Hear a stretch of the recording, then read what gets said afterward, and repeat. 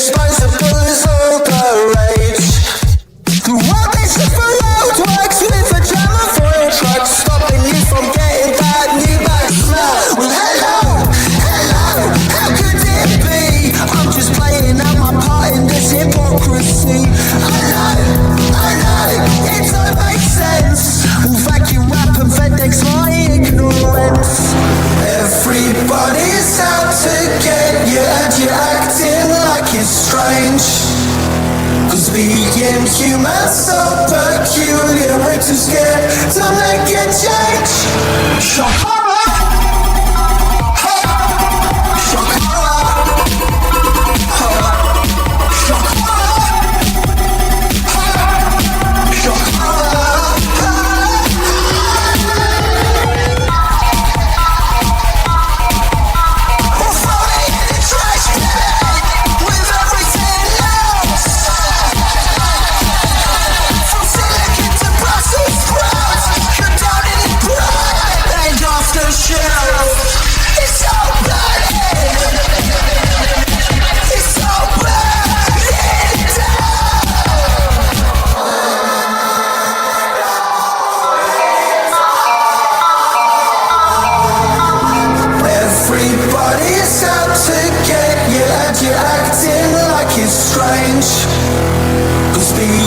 Humans so peculiar, we're too scared to make a change.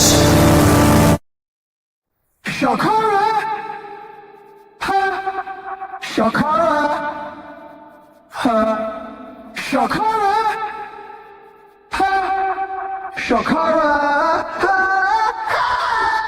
Shakara.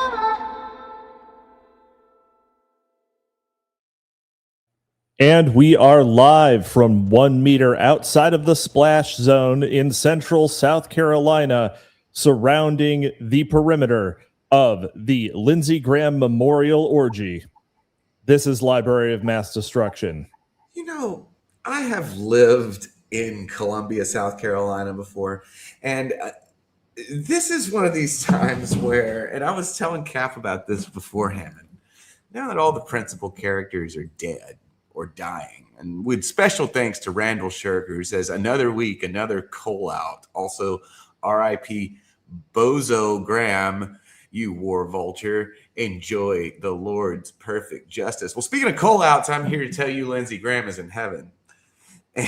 Oh, no.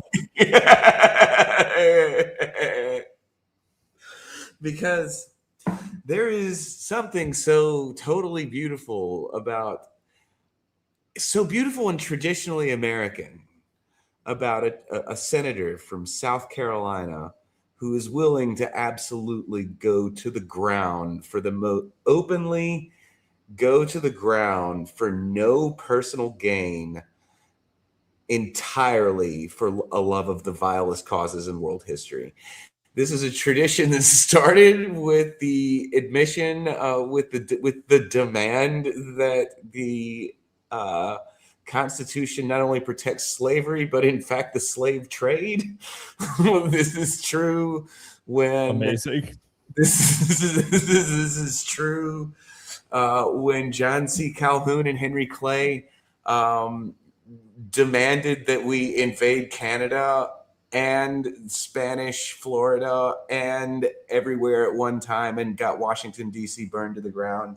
It was true when Senator James Hammond formulated the mudsill theory. It was true when Wade Hampton threatened to restart the Civil War. It was true when Pitchfork Ben Tillman held the Senate hostage. There has always been one senator from South Carolina who is willing to be the most obnoxious motherfucker in this entire country. And Lindsey Graham, God rest his soul, did that marvelously. And I think the Lord applauds. Is your suggestion that Lindsey Graham is the sin eater for the United States Senate? He was until yesterday. Whomst will rise up and claim his sticky throne. But really, and I was saying, I knew Lindsey Graham, okay, And he's probably one of two senators that I could honestly say that I know. Well, now he's dead, but because when I worked in politics, many years, almost more than half a decade ago, Many moons. Yeah. I worked out of South Carolina for the same set of consultants, politicos, local elites, bigwigs, lobbyists, Reagan alumni, Jesse Helms strategists that created Lindsey Graham. And when I went up to Washington, one thing I will say about Lindsey Graham is that anytime anybody based out of South Carolina is in Washington, D.C. going to meetings, Lindsey Graham will send a little gay boy in a seersucker suit and a bow tie to just sit there in your meeting and take notes. There is what every damn time. Motherfucker didn't ever miss a single one. Incredible senator, incredible dirtbag, one of the worst to ever do it. And you know what's what's amazing to me? John C. Calhoun, who is also he's my favorite senator, my political deity, my all-timer, was also this kind of world historical cocksucker. But he famously had a counterpart in Kentucky, Henry Clay. And they died a month apart. They died the same year. 2 legs of the Great Triumvirate. And wouldn't you know it, Mitch McConnell and Lindsey Graham are both dead. And this is really one of these, has the chance to be one of these 1850 moment style, total, degenerations of the American political system into some new iteration. This happens when all of our senators die at once. And the chances are good here right now. I think we just call it the day of the pillow. The day of the pillow. I wouldn't be the first one to say that I'm personally just shocked that Mitch McConnell has outlived Lindsey Graham. I thought we didn't. You think proof of life is fake? Yeah, I mean, there's no. What does he do? I mean, if he's not dead, he might as well be. Oh, okay. You're just saying he's stroked out so many times that there's not really any. This is another one of these things where it's the exact opposite of Jefferson and Adams dying hours apart. Where they're supposedly talking about one another being the most virtuous people. Everyone knows these guys are some of the worst. Mitch McConnell, one of the worst people in the world. However, also probably the greatest senatorial parliamentarian of the 21st century, definitely the 21st century, possibly since World War II. Ridiculously effective. You are correct. No one has ever absolutely whipped the rules of the United States Senate quite like Mitch McConnell. These are world historical deaths.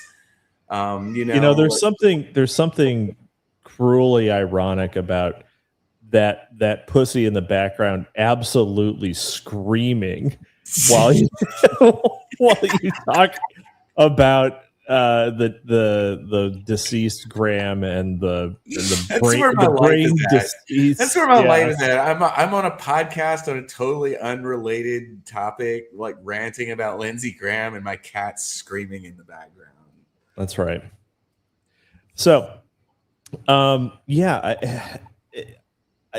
Mitch McConnell is nothing if not effective. I mean, we should all remember that he refused to allow Barack Obama to name a Supreme Court justice for 6 months. For a long ass time. He was just like, no, it's pretty. We don't know if we have enough time. Yeah, and was equally effective stymieing, Donald Trump. He was, definitely oversaw the imperial legislature. So Cap informs me Lindsey Graham died net worth $3 million. That to me is fucking mind blowing. I mean, it's one of these things. Is you ever it's oh, Israel paid. Motherfucker did it absolutely for love of the game. Yeah. Like, that's right. No, it's shocking, utterly appalling, really, that he didn't profit at all from his. What am I going to spend that money on? If he had just saved a reasonable amount, he would have had more than $3 million. Like if he had just had a regular retirement. I mean, he was making a $250,000 a year in the Senate. This is what I mean, though. This is one of the things. It's like I genuinely love Lindsey Graham, love him, because like that is in the true Jeffersonian tradition and the Calhounite tradition, and the tradition of every wastrel Southern politician ever is to go do all of that shit and have nothing to show for it at the end. You die in fucking debt. Everyone fucking hates you. You know, like the FBI raid your house the next day. Nobody even remembers. But dude, like Bibi Netanyahu, like even he couldn't help but like just be like, bro, his press release when it happened is I remember one time I was saying maybe we need to get off these American subsidies, and Lindsay was like, no, you can't do that.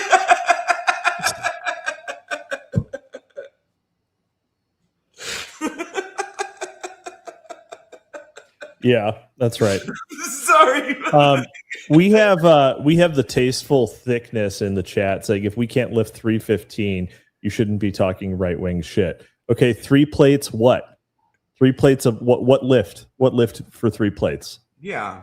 Like squat, that's easy. Yeah, I had this is very easy. Yeah, I had a deadlift, very, very easy. Right? Deadlift. Yeah, 3 plates deadlift. Okay, done. Easy. Deadlift is the lift of people who weren't athletes in high school. I mean, I don't know. A lot of dudes like to deadlift because it's just you have the because you could. There's no way that Oron Mac. Okay, hold on. Tasteful thickness says Oron and his friends can't do 2 plates. Well, I'm Oron's friend, and I can do more than 3 plates. I am Oron McIntyre. I'm right now. I'm playing Blood Bowl with Dave Green, and screwing up my algorithmic placement on my YouTube channel that I actually live off of. But the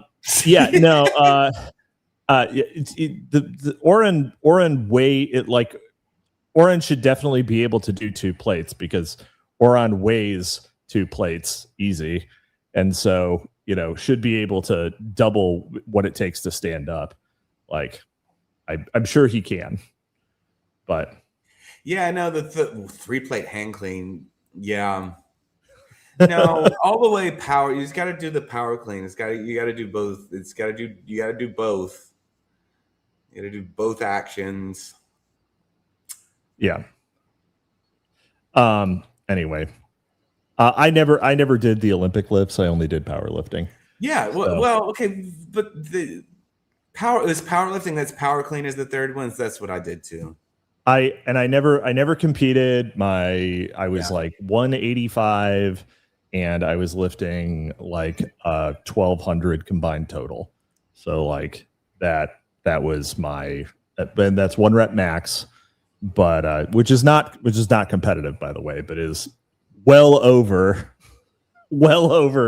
3 plate dead. Oh, I gotta retweet the stream. We've just been talking. Yeah. Oh, you sent me a message. RT the stream. Yep. I like it. You're getting inside baseball. Yeah. For people who have never lifted, there are questions in the chat about what a plate means. You always count the bar, as Tasteful Thickness has helpfully said. Bar 45 pounds. Each plate is 45 pounds. The bar is also 45 pounds. So 1 plate is 135. Conversely, every additional plate is therefore an additional 90 pounds. So 315 is 3 plates. A plate is also when you sneed those super chats. That's right. Get you a plate is a different thing. Randall Shirker, by the way, has sent an additional $5. Says Sandbatch, we know you prefer the company of gentlemen. Don't need to keep telling us this. It's 2026.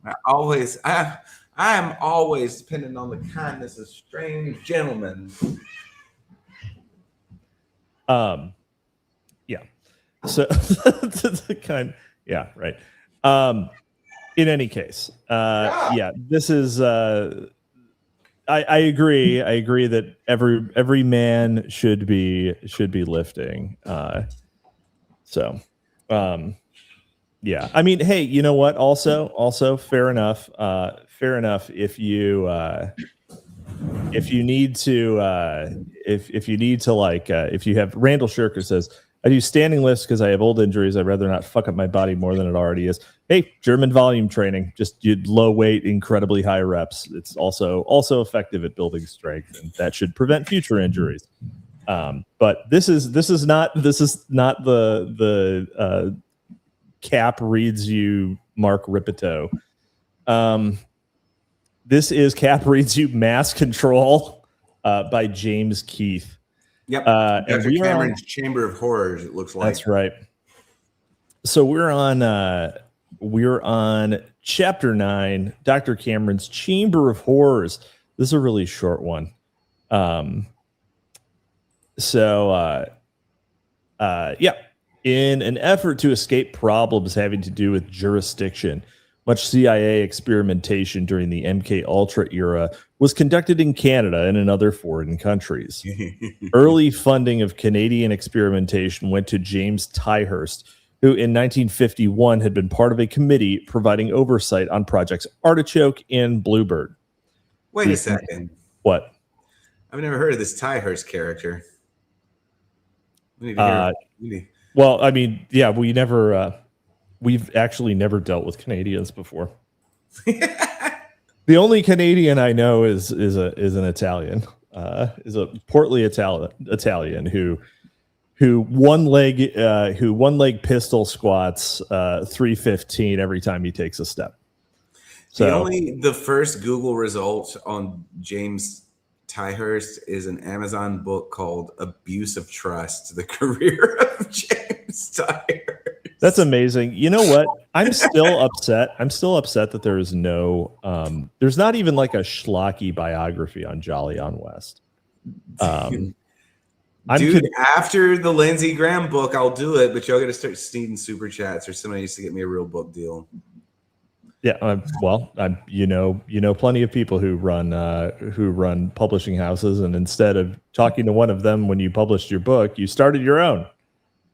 That's the way I do things. That's how I do things. I don't utilize my connections. Well, that's why they're my connections. That's why they're my connections. The people that I don't talk to. My connections are entirely. This is a genuine belief of mine, by the way. So now we're cracking open the gummies and the black coffee and the ginger juice are really kicking in now. So we can do some serious MK Ultra. And I think, yes, I believe that my friendship is entirely contingent on never asking a favor. Wait, dude, you can't show that one again. He's got to pay for it twice. What? Oh, never mind. It just came back up. Oh.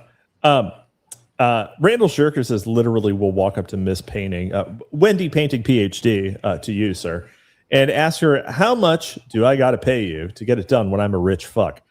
Yeah, I mean, really, personally, I'd like to go to the UCLA archives and actually read through his papers. But I know that that's not all of them. I know they didn't all make it there, and they certainly wouldn't make it to little old me if I went asking. So they probably would at this point. I actually don't think anybody really cares. Yeah, maybe. I mean, as far as I know, his entire family and posterity is all deceased. So yeah, they're all dead. Yep. Nobody's really watching that because MK Ultra worked entirely. Yeah, so, worked entirely is working now. Nobody's really watching the backside. Yeah, fish, meat, water. That's right. Like it could like come out tomorrow that like you're like all actually pre-programmed. Everything could turn out to be literally the fucking Truman Show tomorrow, and y'all would just like. There'd be a bunch of people who were like, "I knew it." Nothing changes. There would be. It would be a Twitter trending topic for about 4 hours, and it would get replaced by the World Cup. That's right. Okay. Let's see here. The Canadian Defense Research Board also provided money to Tyhurst who did research on the effects of LSD on over 300 patients at Hollywood Hospital in Vancouver. CIA-funded research into LSD was also done in Saskatchewan by Abram Hoffer and Humphrey Osmond. This is the real B Squad. Another early CIA mind control program in Canada was experimental studies of attitude changes in individuals, with contract X38 given to Dr. Donald O. Heeb of McGill University in 1951. Sensory deprivation and isolation and interrogation was researched with the first subjects volunteer university students. After prolonged isolation, many of the subjects reached a point where they could no longer distinguish waking from sleep. Man, that's a day in the life of Sandbatch. Randall Shirker says, I know Sidney Gottlieb, the head of the chemical division at MK Ultra, of course, has grandkids wandering around Africa doing charity work. Of course, yes, unemployed since the USAID was cut off. But I wonder if they take after old Sid and are looking for new and strange compounds with which to mind fuck the world. Sidney Gottlieb, honestly, more salacious than West, less effective as well. Yeah, kind of a fail son, a little bit, in my opinion. Sidney is not my cuppa. So, let's see. Waking from sleep. One of the most macabre series of experiments outside of the Inquisition was funded by the number one, Inquisition. I will not hear people speak ill of de Torquemada. Everything he did was correct and justified.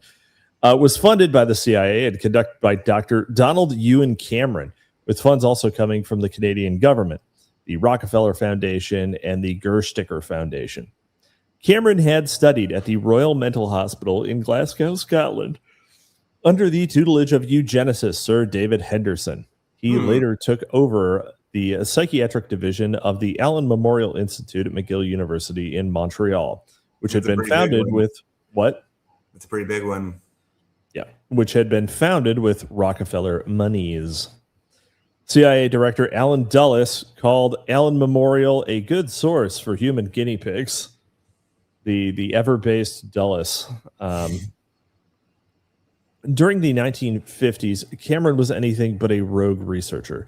He was one of the most influential shrinks on the planet, founding the Canadian division of the World Federation of Mental Health with his friend Tavistock's Brigadier General John Rawlings Rees. Cameron became president of many major psychiatric organizations, including the Canadian, American, and World Psychiatric Organizations. Those are all the same thing. Yeah, right. Yeah. Cameron seemingly took the Freemasonic dictum Ordo ab Chao, or order from chaos, to heart and set about turning patients, some of them suffering from ailments as insignificant as nervousness or mild depression, into zombies using a variety of grisly techniques. This is what they do to your foids. These include dosing patients with drugs, including Thorazine, noted for its absolutely wonderful advertisements, Nubital and Seconal, then giving them amphetamines to wake them up, speedballing, they call it. At that point, they would be blasted with electroshocks administered at voltages 40 times greater than what was considered to be safe by most practitioners of the time. Patients would then be returned to their beds, tied down, and given psychic driving for up to 30 days. The repetition of recorded command signals with wording culled from their own psychiatric profiles. Patients were also subjected to sensory deprivation for up to 65 days, or put into comas for weeks of drugged sleep. Sandbatch, imagine having that kind of free time. You know, I just want to celebrate the mention of Thorazine by reminding everyone that you can actually go to my fucking weird ass fucking shop and buy your very own. What's the website for that, Sandbatch? Did we lose you just as you were shilling? Did your microphone die as you were about to tell everyone the website to buy your to buy their Thorazine at. That is the most Sandbatch type of thing. Died immediately upon wanting to finally shill something. He's going to interpret this in a way that is not healthy for him. Yep, don't know what it is. I don't know what his website is. He also didn't put it in. This is amazing. He didn't put it in his Twitter bio. The one place that you would want to put something like that, didn't put it there. He did share a link. Here we go. Share this tab instead. There we go. It's st expedite .press. So Saint Expedite Press. He put it in the comments on the Twitter stream. But yeah, you can get a notebook. You can get a notebook with this handy dandy, super sick, actual real Thorazine advertisement on it. Sandbatch, I can't help but note that your computer died just as you were shilling, which I'm sure you're going to interpret the wrong way. But yes, we have completed the shill. Go there, $17. Write all your notes in it. You can be the tyrant of the house. All right, I'm here now. Yep, there we go. All right. Oh, oh, that's funny. That's right. Back to the book. Okay. Shilling over. Let's see. Cameron seemingly took over the Thorazine, etc. Psychic driving, multiple days, weeks of drug sleep. I could use weeks of drug sleep right now. Mm-hmm. Cameron asked whether the behavior patterns of adults could be erased by physiological process that attacked neural patterns. Could adults be made theoretically patternless? Could they be returned to a state of neurological and psychological infancy for a short period? And then could new patterns of behavior be introduced? Could you cause them to experience actual personality death and replace them with a different person? In other words, Cameron was working at doing something not so different than the Goals 2000 approach currently being used on American school children. Not really. I don't have a great memory for what exactly that was, but okay. Teachers are scum. Let's just suffice to say. Let's see. Linda McDonald is one among many persons who remembers being treated by Dr. Cameron.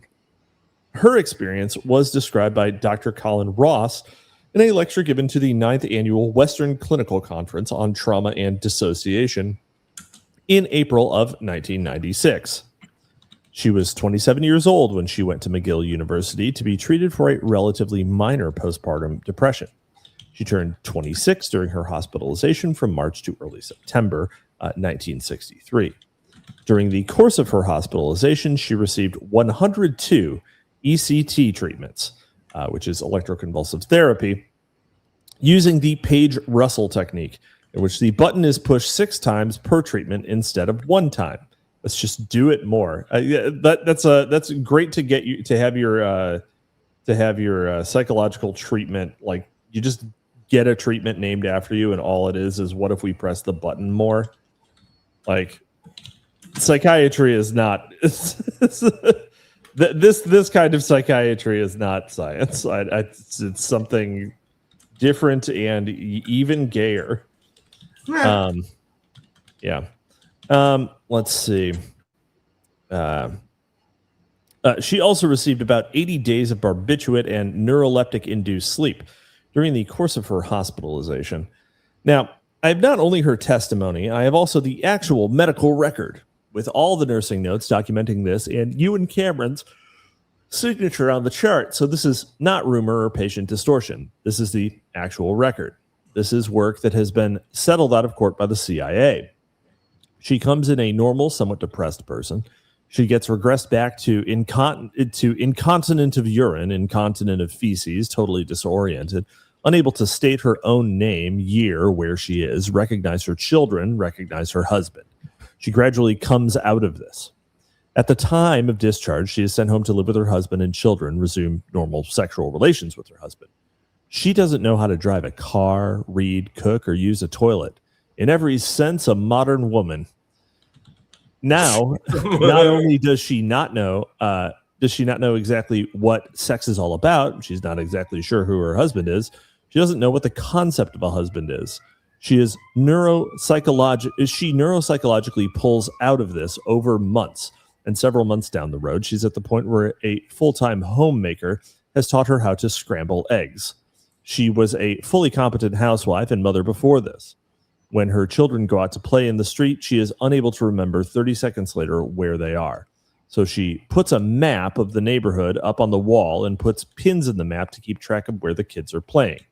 Otherwise, she goes into a panic and doesn't realize what's going on. Amazing. This is actually, this is great. Randall Sugar says, AKA Sex Freakman's regular routine. Yes, haven't seen him in a little bit, but I believe he's out there really putting the Foyds in their place. Maybe he was here like last episode. Yeah, that was like 3 weeks ago. That's true. Actually, just 2 weeks ago, but 3 weeks ago for you. Anyway, Mary is another person who remembers being violated by brainwashing procedures under the hand of Dr. Cameron. She was born... Well, if she remembers being violated by brainwashing procedures, they weren't that effective, were they? QED. She was born in Halifax, Canada in 1947, a short time after her father left the army. Her childhood was spent in Ontario, Canada. She recalls being taken from her home on a number of occasions for mind control experimentation. These experiments, she believes, took place in Upper New York State at the Uplands Canadian Forces Base near Ottawa, Canada. She says that these procedures took place in a building called the Playhouse. Here, Mary says, in a room with walls but without a ceiling, she received an electronic mind control implant through her nostril that was fixed behind her eyeball. She also recalls... What? Sure, Jan. Yep. She also recalls being suspended in midair with electric current flowing through her, causing her to make jerking, inadvertent body movements. A real witchy woman dancer. It was horrible because my head was conscious, but they made my body do things, and I couldn't stop it. It was like being a robot. Man, Sandbatch is really having a rough one. Let's see. Mary also remembers having electroshock, being subjected to sensory deprivation experiments, being drugged, and being abused sexually. She says that the experimentation ruined her life. A marriage at age 20 fell apart, and she has not been able to sustain a stable relationship since that time.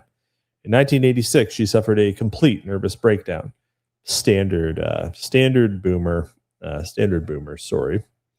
In the 1990s, bits and pieces of memory involving hospitals and electroshock came to the surface and encouraged Mary to investigate what had happened to her in her childhood.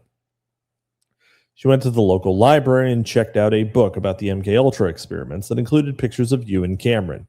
When she saw a photo of Cameron, a flood of memories of her mind control ordeal burst out. She became hysterical and thought she was going to die. In 1991, McLean's... Sir, this woman has become hysterical. Let's see here. All right. Let's see. In 1991, Maclean's magazine reported that the Mulroney government had appointed a commission composed of a single lawyer, a defeated conservative MP, George Cooper of Halifax, loyal to the regime that held the answer to his future, to investigate the claims of 9 victims of Dr. Cameron. 9 out of the hundreds that Cameron is known to have abused. Cooper recommended that each victim be given $100,000, but not, he said, due to any government wrongdoing, but as an expression of a collective sense of accountability for events that took place in good faith with ill effect. Cameron retired from his Chamber of Horrors in 1964 and died of a heart attack while mountain climbing in 1967. Eventually, the CIA also got around to cash settlements for a few of the people whose lives were destroyed by Cameron and his psychiatric henchmen. When do I get psychiatric henchmen? All I have is psychiatric viewers. Oh, here's our boy. What the fuck? Yep. That's right. I don't have a picture now. Well, everything old is new again. I don't know why you don't have a picture, but there we are. All right. Let's see. Yeah. What you missed, Sandbatch, is that Dr. Cameron faced no consequences, and the Canadian government gave people 100,000 of their funny monies, which will probably buy you a nice mid-size Happy Meal at a Canadian McDonald's. Chapter 10. At a Canadian McDonald's. A Canadian McDonald's. McDonald's. What is that chain they have? Tim Hortons. Or whatever. Tim Hortons. Ooh, Tim Hortons. Yep. Proteus says the Psychiatric Henchmen were probably a great band. Honestly, we don't need these Psychiatric Henchmen when we have Steely Dan and the Grateful Dead. So, dude. What makes you connect those two? What? Because they had the same acid dealer who was employed by the CIA. Who? You know my story about him, don't you? Oh no, you knew him. You knew Kid. You knew Kid Charlemagne. Yeah. Yeah. How'd you meet him? I met him on list servers in 2007, and I have the belt buckle I'm wearing right now. He made. Really? Yeah. That was so what he did. If you crack that bad boy open, what He sent me some acid once too. Yeah, it was pretty good. One would anticipate. Dude. Yeah. Crazy. But there is a band called Steely Dead. No, I did not know that. I mean, is it just a cover band? Yeah, there is hilariously on the Grateful Dead's website. There is. This is worth it. This is worth the detour. This is funny. Actually, it's probably not, but it's still funny. For people who don't know, the guy we're talking about, Owsley Stanley, was a CIA operative who was basically told to cook a lot of acid. And he was also my God, he did it. He was also a music producer, and he literally designed the logo for the Grateful Dead. Yeah, he designed but he was a sound engineer. The Steely Dan song "Kid Charlemagne" is There's the Grateful Dead have a song about it too called Alice D Millionaire. But no, this was on the Grateful Dead's official website. It's funny. It's a Deadhead to Dan fan conversion chart. And it's really, so it has 3 columns, and in one category it says tie-dyed shirt, and that's Deadhead. And then there's the Venn diagram center, and it's a Reality Sucks t-shirt. And Dan fan, of course, is a Steely Dan t-shirt, but some of them are really fucking funny. So where is it? Sense of, here we go. Deadhead, sense of oneness. Deadhead and Dan fan, sense of despair. Dan fan, sense of entitlement. Yeah. I mean the ultimate boomer unk rock, but completely gassed up by a CIA operative who made allegedly the world's best acid. So you would expect. Let's see. I don't know that it was actually that good, but it was just that he could make it at all. Yeah, I mean, fair enough. I bet there were most of the dropouts were probably not drawing a government salary, so they, didn't have access to clean chemical reagents and whatnot. Right? All their precursors weren't being. Because Ronald Reagan criminalized acid in 1966. And that's what he made a bunch of. He just made 2 huge ass batches of acids, millions of doses, Yeah. Well, and I mean, I guess millions of doses of a couple phone books, right? It's pretty small. We got a $20 super chat with no statement from Juan Deere. Thank you, Juan. Well, you've got wonderful timing because we're going to talk about a Spaniard, Mr. Delgado. In 1870, two German researchers named Hitzig and Fritsch electrically stimulated the brains of dogs, demonstrating that certain portions of the brain were the centers of motor function. Hey, those guys were German. What? What about them? The dog electrocutors. Well, yeah, that's right. So we're off the hook for that one too. I thought it was an English guy that did that. Oh, gotcha. Yeah, so we're off the hook for that one. The American Dr. Robert Bartholow, within 4 years, demonstrated that the same was true of human beings. By the turn of the century in Germany, Fedor Krauss was able to do a systematic electrical mapping of the human brain using conscious patients undergoing brain surgery. Another early researcher into electrical stimulation of the brain was Walter Rudolf Hess, who began research into ESB in the 1930s, jolting patients' brains with shocks administered through tiny needles that pierced their skulls. During the decades of the 40s and 50s, Wilder Penfield, a neurosurgeon at McGill, experimented with electrical brain stimulation on patients undergoing surgery. One of Penfield's discoveries was the application of electricity on alert patients could stimulate the memory of past events, or the creation or deletion of memories, actually. But yeah. Since 1949, the Tulane University Department of Psychiatry and Neurology. Where's Tulane? Sandbatch? Where's that? Where do they keep Tulane? I live a block off Tulane Avenue, Don. Yeah, that's right. Experimentation on the implantation of electrodes into patients' brains.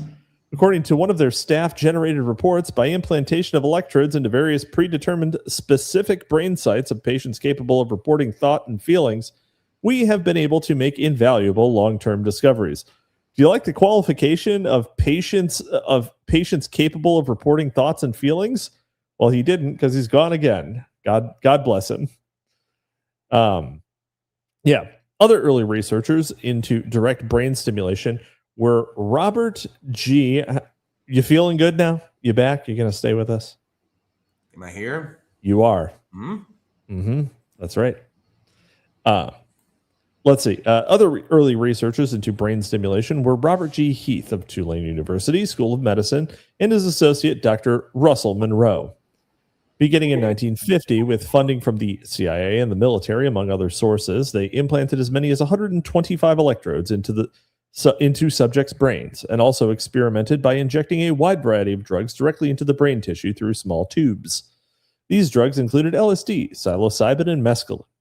One of Heath's memorable suggestions was that lobotomy should be used on subjects not as a therapeutic measure, but for convenience. You got to think about your staff. You got to think about, how much each maneuver takes in terms of staff time. You got to think about, repetitive strain. You wouldn't want one of your nurses. Yeah, you wouldn't want one of your nurses to get carpal tunnel because of the awkwardness of, putting these electrodes in people. So lobotomized. Yeah. According to Heath, in the old days, we could leave the lobotomize people. She might have just been a bitch. So true. In the old days, we could leave the electrodes in for only a few days. We'd stay up all night making recordings. After we refined our method, we started leaving the electrodes in up to several years so that the patients could be re-stimulated when symptoms recurred. Eventually, of course, we developed a pacemaker with its own internal power source to provide the patient with continuous stimulation. They do have these things now, like for example, to control epileptic seizures. Right, they'll basically get a pacemaker put in their skull to put a low level frequencies into to first measure when the precursor signals for an epileptic seizure are about to occur, and then to basically stop. Epileptic seizures sort of manifest as a condensing wavefront. Yeah, and if outside electrical signals are added, it can collapse it so that the person doesn't actually go into a seizure. Oh, interesting. This breaks the cycle. And so that's what so that's what a lot of people have now. But yeah. So Shirker in the chat says there are a couple other conditions that this is used for. I know, for example, that it's used for epilepsy. Let's see. Heath and Monroe demonstrated that by implanting electrodes into the brains of their subjects, they could switch on and off a variety of emotional and mental states, including fear, feelings of well-being, sexual sensations, as well as controlling memory and artificially inducing hallucinations.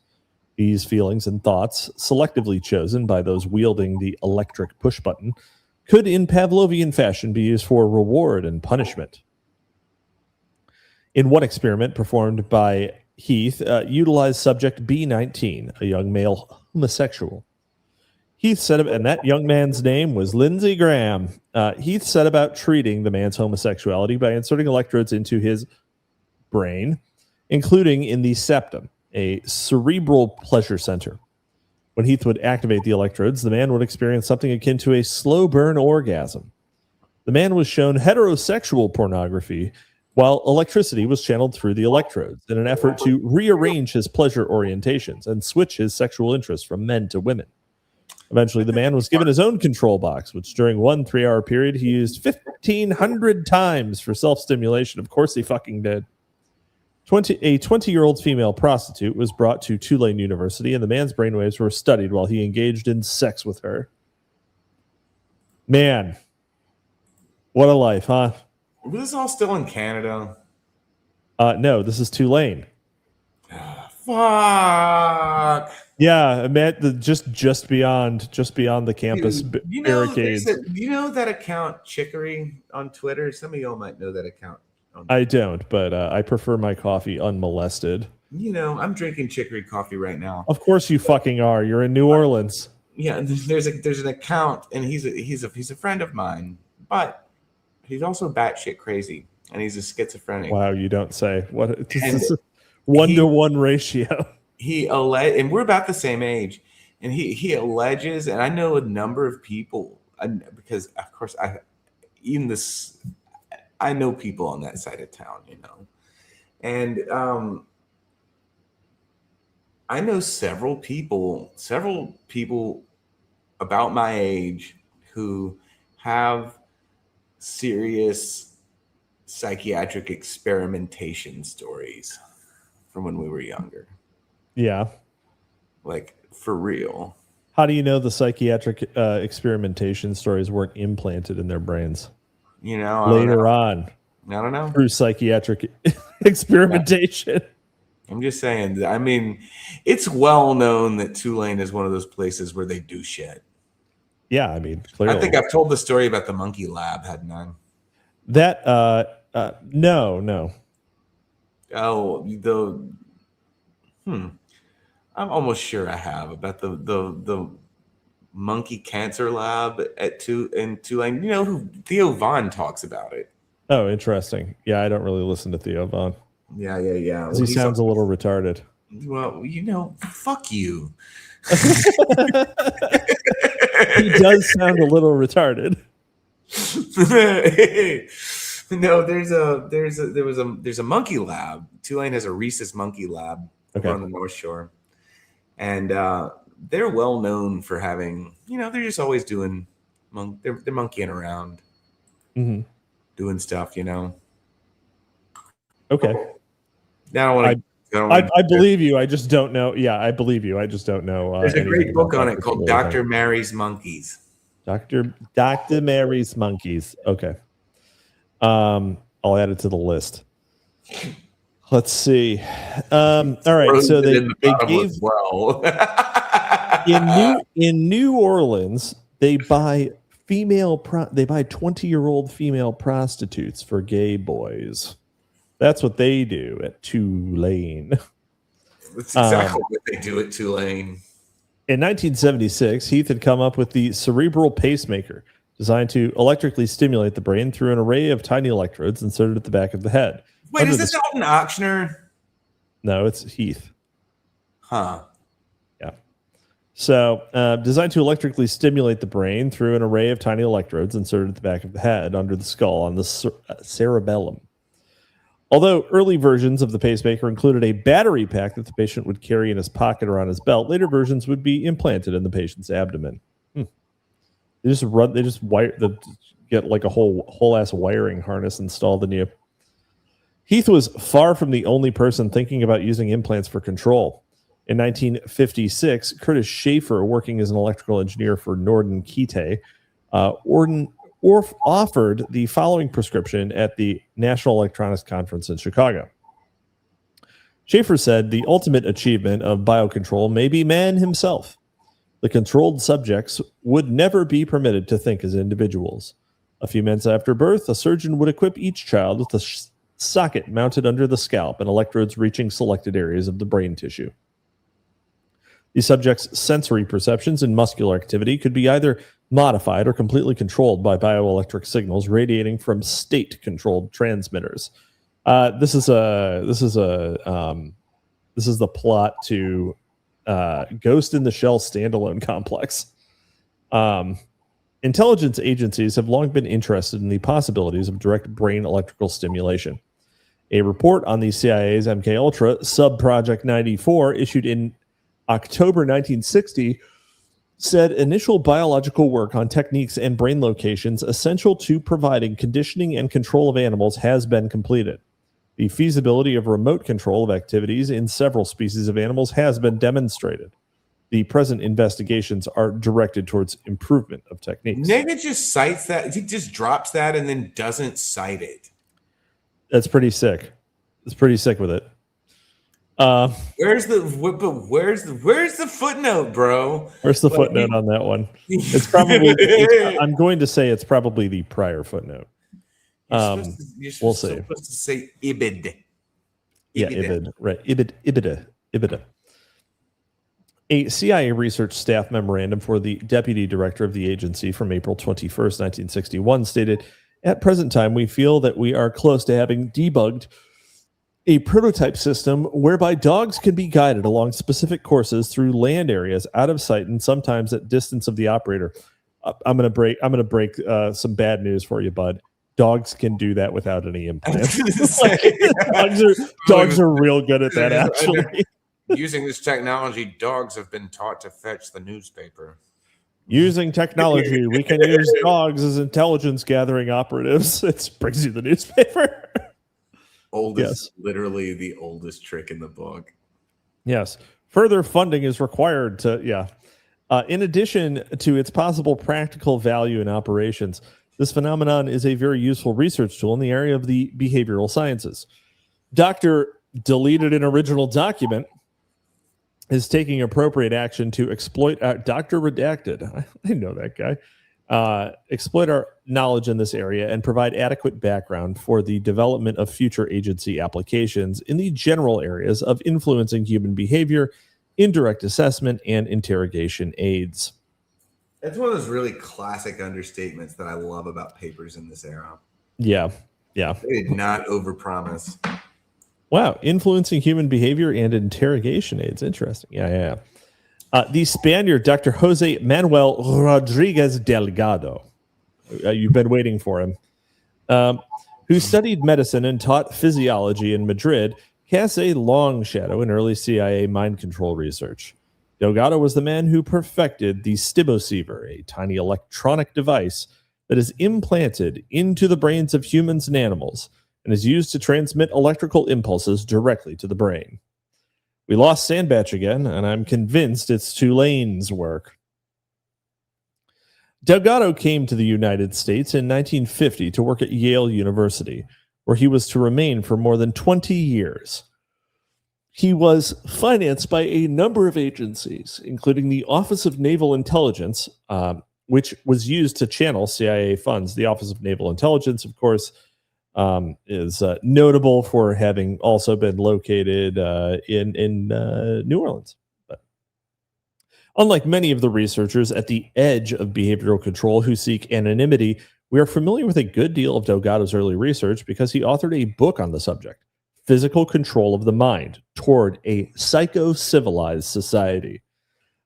Psycho-civilized society also would be a good name for a band, but it'd be like an electronic duo like MGMT, Psycho-civilized society. Hit me up if you're a producer. Let's see.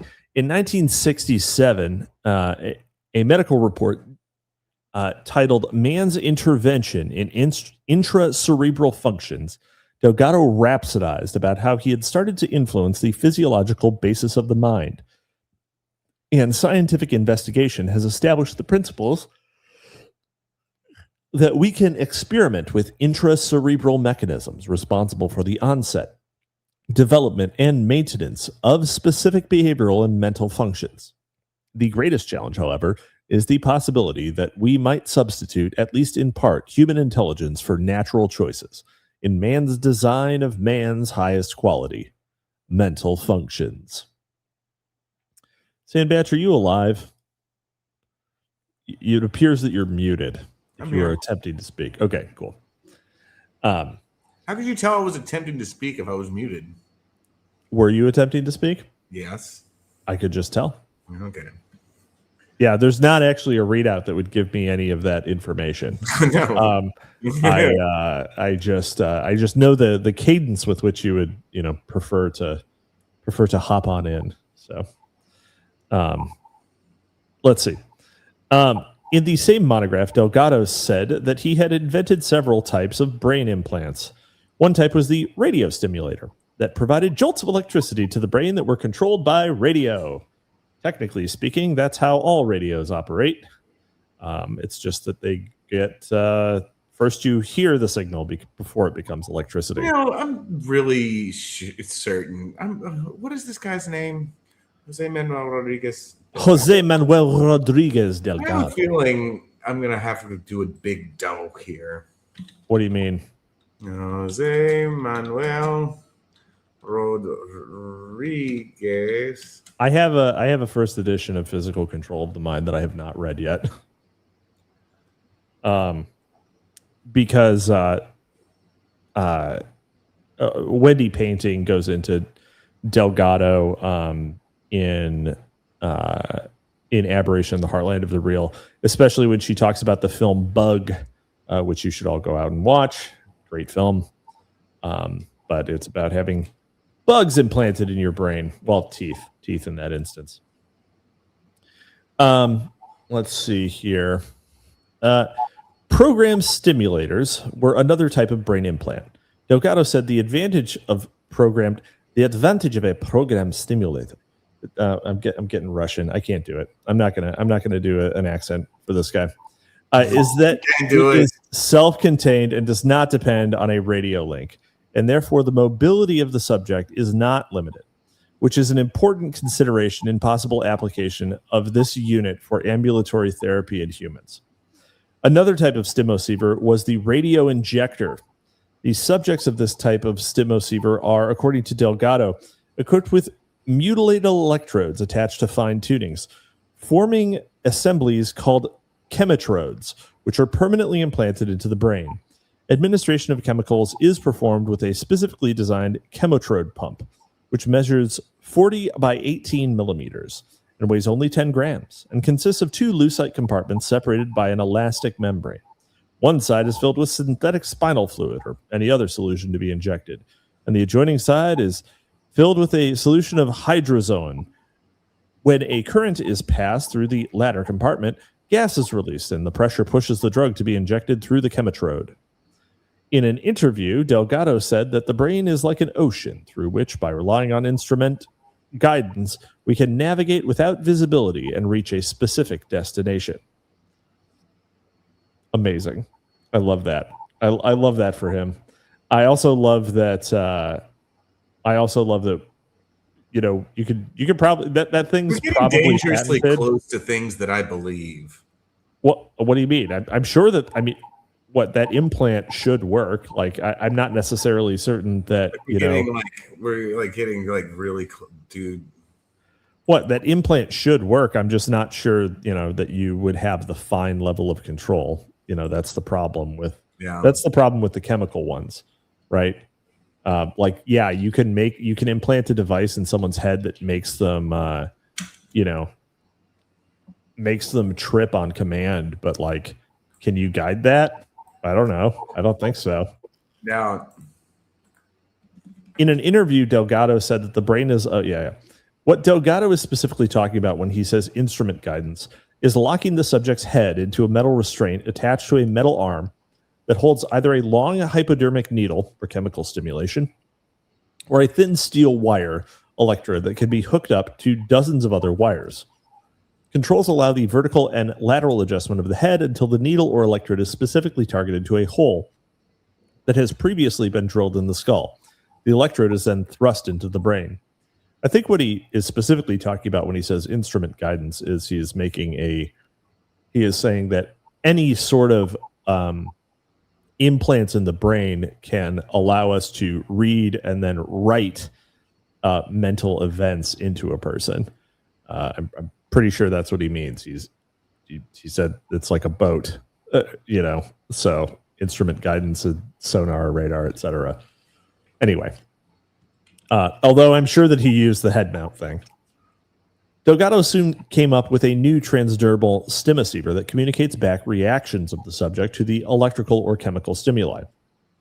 Delgado reported the new system described here is based on the implantation under the skin of a small instrument without batteries, which is powered by transdermal reception of energy and is able to stimulate 3 different areas of the brain with remote control. Very sick that it's able to operate without batteries. I don't think that our, like the current cochlear implants or any sort of external microphones that give people back their hearing. I don't think that those things are even at the point where they can harvest enough energy to be effective. So that's pretty fucking cool. Let's see here.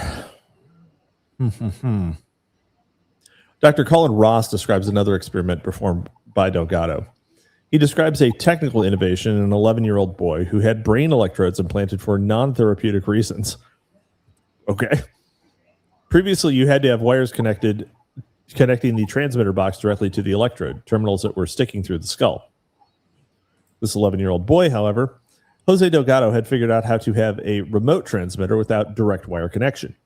He describes pushing a button on this otherwise normal 11-year-old boy's brain transmitter box, and the boy starts being confused about his identity, wondering whether he is a girl or talking about wanting to marry Jose Delgado.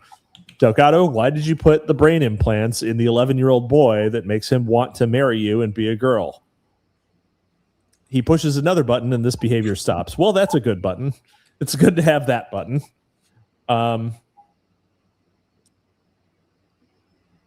Wait, hold on. So if Delgado invented a button that makes you stop tuning out, can we use that? Like, can we do the button that makes you stop tuning out? Just everybody mandatory implant at age 10, right? Nope. Like before people go into puberty, you just as a precautionary manner, you give them the don't tune out button. Unfortunately, you can't. Why? You just can't. Goddamn laws holding us back. You gotta talk to Amy Coney Barrett. They didn't trust the fucking science. Yeah. On this one, the science, the super science, the weird science, the mad science. You have to trust the mad science. You know what I'm doing right now? This is one of the most. I'm sorry. Well, you're on Library of Mass Destruction with I'm Capitalism, listening, but I'm also looking up Soviet nudes to piss off Spader. Soviet nudes? Yeah. Interesting. All right. Might have to give you the true out brain implant. All right, I'm back. All right. This is why your signal kept getting cut off. No, it's not. Because old KGB AI were tracking you, and they're like, you must not take teeth picture. All right. These innovations in brain implants were, in fact, a very primitive level of Delgado's research that would later be exceeded by light years. Later breakthroughs in technology were documented in two-way transdermal communication with the brain, published in 1975. By this time, Delgado had linked his brain implants with computers. The monograph records, the most interesting aspect of the transdermal stim receivers is the ability to perform simultaneous recording and stimulation of brain functions, thereby permitting the establishment of feedbacks and on-demand programs of excitation with the aid of the computer. With the increasing sophistication and miniaturization of electrodes, it may be possible to compress the necessary circuitry for a small computer into a chip that is implantable subcutaneously. In this way, a new self-contained instrument could be devised, capable of receiving, analyzing, and sending back information to the brain, establishing artificial links between unrelated cerebral areas, functional feedbacks, and programs of stimulation contingent on the appearance of predetermined patterns. Do you know, now that I'm thinking about it, do you think that the whole Neuralink thing is for Elon to try to get his son back? No, that's too much. Too touchy feely. It's too messianic in some ways and not messianic enough in others. It's literally just that, like, it's easier for him to say not my. He wants to do weirder things than save his son through super science. Yeah, that's right. Fair enough. The monograph further stated that the two-way transdermal exploration of the brain has the following possibilities. 1, long-term depth EEG, electroencephalogram recordings to monitor physiological, pharmacological, and psychological phenomena in unrestrained subjects. Actually, that is kind of cool. Like, it would be nice to have like a readout of all of your biochemical processes. Be kind of sick. A long-term electrical stimulation of the brain to influence autonomic, somatic, and behavioral responses, or to provide information directly to the brain, circumventing normal sensory receptors. What if you had a button that would? What if you had a button that was like, "I'm going to go to sleep for exactly 8 hours"? So British. Just like get good sleep implant. There, if you came out with a FDA approved medical implant that was you get good sleep for 8 hours, you had people would buy it like crazy. People would buy it instantaneously. Dude, you can't fly that close to the sun. I'm doing it right now. We're doing it. We're filing we're getting a good brand, filing the trademark. We're launching. All right, that's what we're doing. Communication from the brain to computer and back to the brain for the establishment of artificial intracerebral links and feedback circuits. So like you cut your what is it, corpus callosum? You cut the bridge between the hemispheres of the brain, and you just put a computer jumper in the center. Yeah. All of this stuff, I don't know. What if you had a brain implant that would instantly translate woman talk into English? Yo, I don't even know. I know. What would it be? What would it be like? What would it be like? Number 4, clinical applications to humans of on-demand programs of stimulation triggered by predetermined electrical patterns. Many popular articles on Delgado intend us to think that his primary purpose was the rehabilitation of the mentally and physically sick. This does not happen to be the case. Delgado was a blatant control freak. An example is Delgado's experimentation on changing the social orientation of animals. One staging area for this experimentation was an island in the Bermudas, where Delgado maintained a free-roving population of gibbons with electronic implants. Fucking awesome. Using electrical brain boost to build and destroy social orders among those primates, as if he was knocking down a row of dominoes. I would absolutely do that if I had a troop of gibbons with brain implants. You had best believe that I would be fucking up their social order. Yeah, every male gibbon gets a week as alpha. Yeah, something like that. Delgado returned to his native Spain in the 1970s, where he was ostensibly employed as a physiology professor at the University of Madrid. Yet another instance of dude just walks away and gets away with it. Yeah, right. He continued his experimentation on human subjects while in Spain, although these researches have not been publicized. Wow. I Even checked better. They're not even translated into English. Wow. According to the report of a doctor who was a friend of Delgado's, one of the experiments that Delgado engaged in was the stimulation of the brains of the elderly in order to cause them to experience continuous sexual orgasms. It's the masturbation machine. It's not masturbation. You just you probably don't even ejaculate. You probably just have an orgasm. It's probably 100% the mental. It's probably 100% the phenomenology and none of the physiology. Yeah. By the 1890s, Delgado had changed directions in his work. Sorry, 1980s. Working at the 100-room Ramon y Cajal Hospital in Madrid, Delgado now began to emphasize changing brainwave patterns in physiology through electromagnetic broadcasting. Delgado said much more research will have to be done, but with further knowledge, I am hopeful that without surgery or drugs, we will eventually be able to correct abnormal brain activity in humans. So this is just like a device that broadcasts cattle signals at scale. Turns out we have that, and it's called the internet. In an interview, Delgado stated that electromagnetic broadcasting for mind control had been developed to a state of effectiveness and could be utilized at up to 3 kilometers. Give me the plans, bro. Give me the plans. That one has a citation. We're going to look into that one. Interestingly enough, part of the thrust of Delgado's research was genetics, since he had determined that low-intensity electromagnetic fields were capable of altering DNA. Delgado said, wow, low-intensity electromagnetic fields are capable of altering DNA? You mean like, I don't know, Wi-Fi? Bluetooth? 5G? Yeah, I mean, look, I'm just saying. Delgado said our understanding of genetics is very clumsy at present. But if we can produce lethal mutations with EMF fields, perhaps we will someday be able to use this technique to produce behavior changes.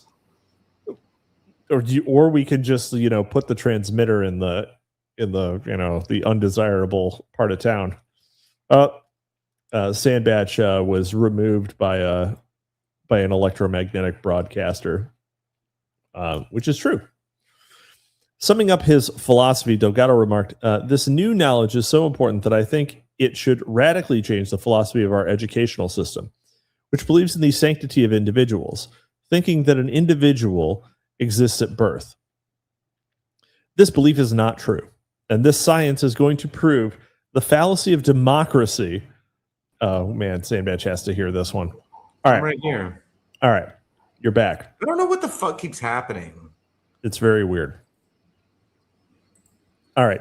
Summing up his philosophy, Delgado remarked, this new knowledge is so important that I think it should radically change the philosophy of our educational system, which believes in the sanctity of individuals, thinking that an individual exists at birth. This belief is not true. And this science is going to prove the fallacy of democracy in the sense that we talk about the rights of the individual. This democratic belief is not true. Because we are forming this individual, because we are constructing his brain, we are willy-nilly making the differences we either desire or dislike. Based? Yeah. Always a visionary in the Orwell. What? A little philosophical. I mean, he is kind of like just completely altered. I mean, this guy is like a hard neuroscience dude, right? Yeah, exactly. So, always a visionary in the Orwellian mold, Delgado said, looking into the future, it may be predicted that telerecording and telestimulation of the brain will be widely used. Another researcher who specialized in brain implants is Dr. Stuart Mackey, who in 1968 penned a textbook titled Biomedical Telemetry. Sick-ass title.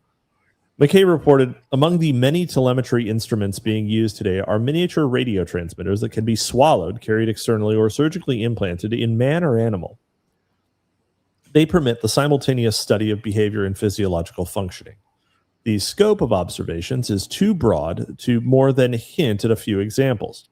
The possibilities are limited only by the imagination of the investigator.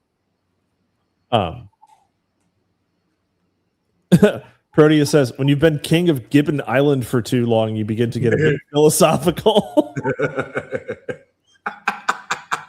Dance for me, my Gibbons. It's like the man who would be Dance king. for me, my Gibbons. Yes. I have taught them all the latest dances. He's just going full Colonel Kurtz out there. Absolutely. I mean, or Dr. Moreau almost. Yeah. This is a long tradition, I would point out, specifically in the literature of the British. Yeah. Let's see. In the early 1970s, the Law Review, Crime and Justice, in an article, Barton L. Ingram and Gerald W. Smith was published, titled The Use of Electronics in the Observation and Control of Human Behavior and Its Possible Use in Rehabilitation and Control. The article stated, in the very near future, a computer technology will make possible alternatives to imprisonment. The development of I already know what this is going to be, and I'm in favor. The systems for telemetering information from sensors implanted in or on the body will soon make possible the observation and control of human behavior without actual physical contact. Through such telemetric devices, it will be possible to maintain 24-hour day surveillance over the subject and to intervene electronically or physically to influence and control selected behavior. It will thus be possible to exercise control over human behavior and from a distance without physical contact. The possible implications for criminology and corrections of such telemetric systems is tremendously significant.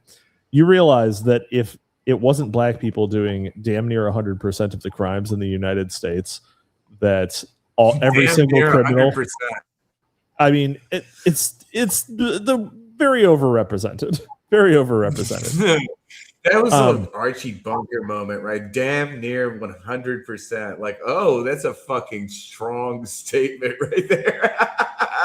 All right, look, I'm not okay. You know what? That's incorrect because they're only 14% of the population. But given that they do commit the majority of crime, and damn near 100% of them would have to receive these implants, we'd basically just have a bunch of every black person would basically get a taser implanted in their chest, at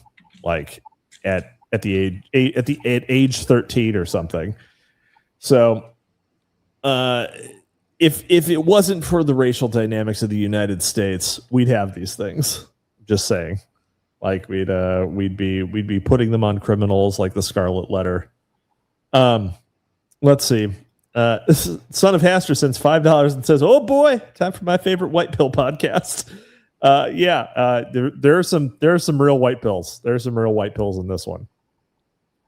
Anyway, during the Vietnam War, one of those interventions to influence behavior was done by a team of CIA psychologists at the Bien Hoa prison outside Saigon, where they were working as part of the infamous Phoenix program. Love the Phoenix program. Suspected members of the National Liberation Front were brought into the prison and experiments were done on them. One such experiment involved anesthetizing 3 prisoners and then implanting electrodes in their brains. After the prisoners were brought back to consciousness, they were placed in a room where knives had been left in the open. They were covertly observed by the psychiatrists as the electrodes were turned on, sending jolts of electricity directly to their brains. The apparent hope was that the prisoners would go berserk and attack each other with knives, providing a juicy footnote to the CIA psychiatrist reports. To the dismay of the CIA shrinks, this did not happen. The electrode-implanted prisoners were deemed useless. They were summarily shot, and their bodies were burned. Well, you win some, you lose some. Masturbation machines here? They didn't. No, they didn't. No, they didn't. They didn't give VCs Gooner buttons. In these states, doctors at the University of Mississippi in Jackson as of 1972 were implanting electrodes into the brains of black children as young as hold on. As young as 5 years old with the purpose of controlling hyperactive and aggressive behavior. Okay, all right. Well, we did the thing that I just said we wouldn't do. A report from Dr. Peter R. Bregan states that their brains were being implanted with electrodes that were heated up to melt areas of the brain that regulate emotion and intellect. Well, did it work? I want to know if it worked. Although it has been a closely guarded secret, the technology for electronic brain control implants has continued to be advanced through this century and continues to be applied by mind control practitioners today. One area where the technology continues to be developed is the University of Michigan Center for Neurocommunication Technology. According to information on their website, the center was initiated to obtain resources necessary to meet the increasing demands for multi-channel silicon substrate microprobes fabricated at the University of Michigan Center for Integrated Sensors and Circuits. These probes are being developed for acute and chronic recording and or stimulation of the central nervous system. Yeah, and of course now we have Neuralink, which, is allegedly something that can just read, but I think it's really unlikely that a device that is implanted into the brain like that can just read. It can almost certainly write as well. I don't know. I don't know if those are how related are those? Well, it's a powered device that is sensitive to electrical signals. But even if you were to deliberately overload it in a way that would be dangerous but not controllable, I don't know. I just don't necessarily want something in my brain that is connected to the internet. Yeah, I mean, call me nuts. But I'm just thinking to myself, how related are the processes of reading and writing? And it's probably not very much. Okay, number 19 was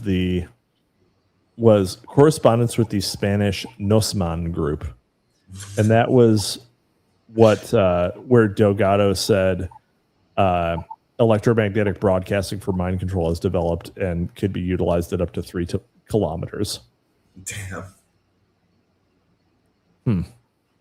Randall Sugar says open source implants are the only ones I'll allow in me, and always with an option to shut them off.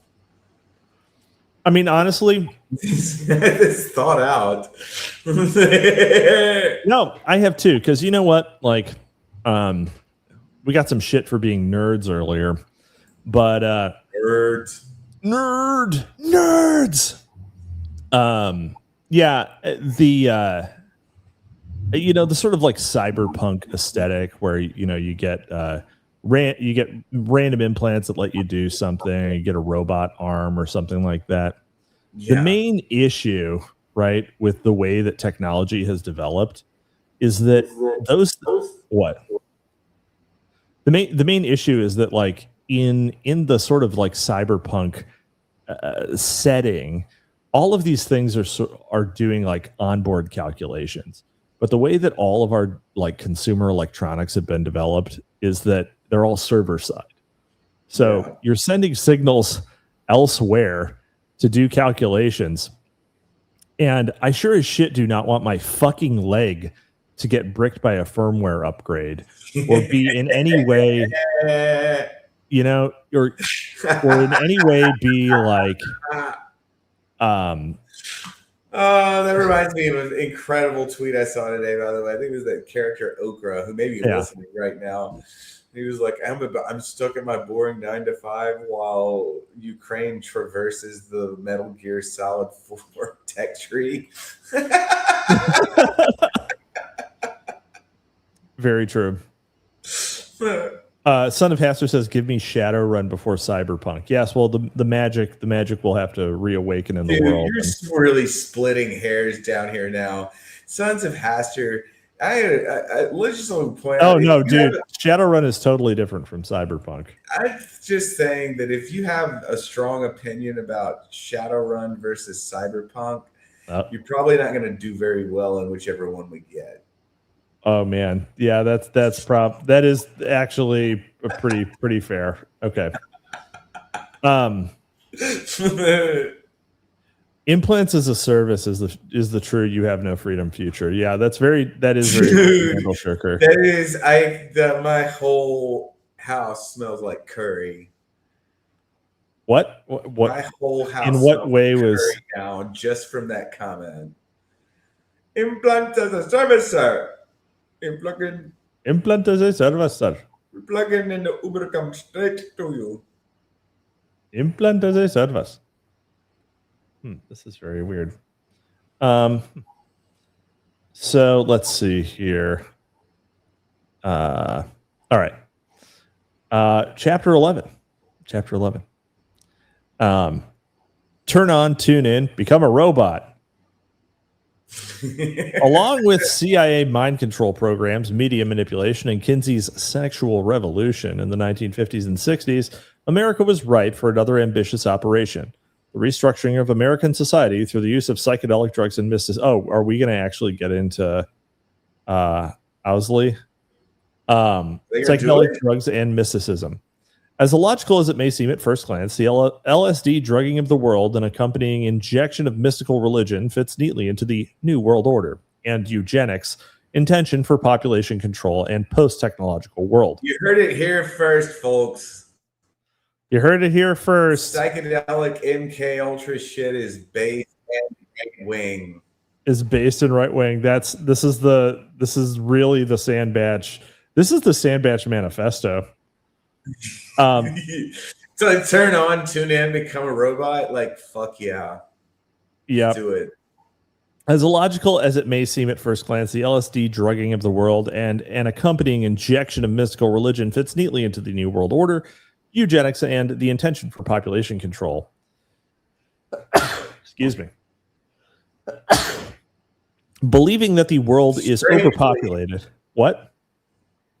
Oh my God. No, I'm on the edge of my seat now. Continue. Fair enough. Believing that the world is overpopulated and that resources are being squandered through consumption by the masses, the feeders, the eaters, all of them. Dystopian social visionaries, epitomized by those of Tavistock and the Club of Rome, have repeatedly urged that the solution is a return to a mystical primitivism. We're returning to monkey fellas, at least for the vast majority of the world's population. And that primitivism, they seem to believe, can be furthered through the use of drugs and mysticism. Strangely, LSD may be a byproduct of German occultism. According to Captain Alfred Hubbard, the intelligence agency's Johnny Appleseed of LSD, the drug was discovered years prior to its announced discovery by Albert Hofmann in a project mounted by members of Rudolf Steiner's Anthroposophy, an offshoot of Blavatsky's occultist theosophy group, to discover a peace pill. The documented history of LSD begins much later. The major proponent of the acid drugging of America was Aldous Huxley, the grandson of British imperialist Thomas Huxley. You say British imperialist like it's a bad thing. Yeah, this dude's giving away all the secrets. Yeah. One of the founders of the Rhodes Roundtable, actually, Thomas Huxley's books are fucking awesome. They're so good. They're all about savages, basically.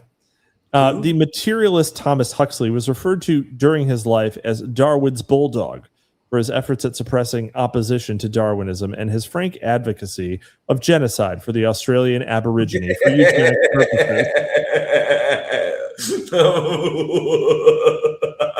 Known for his awesome work on the Abo question.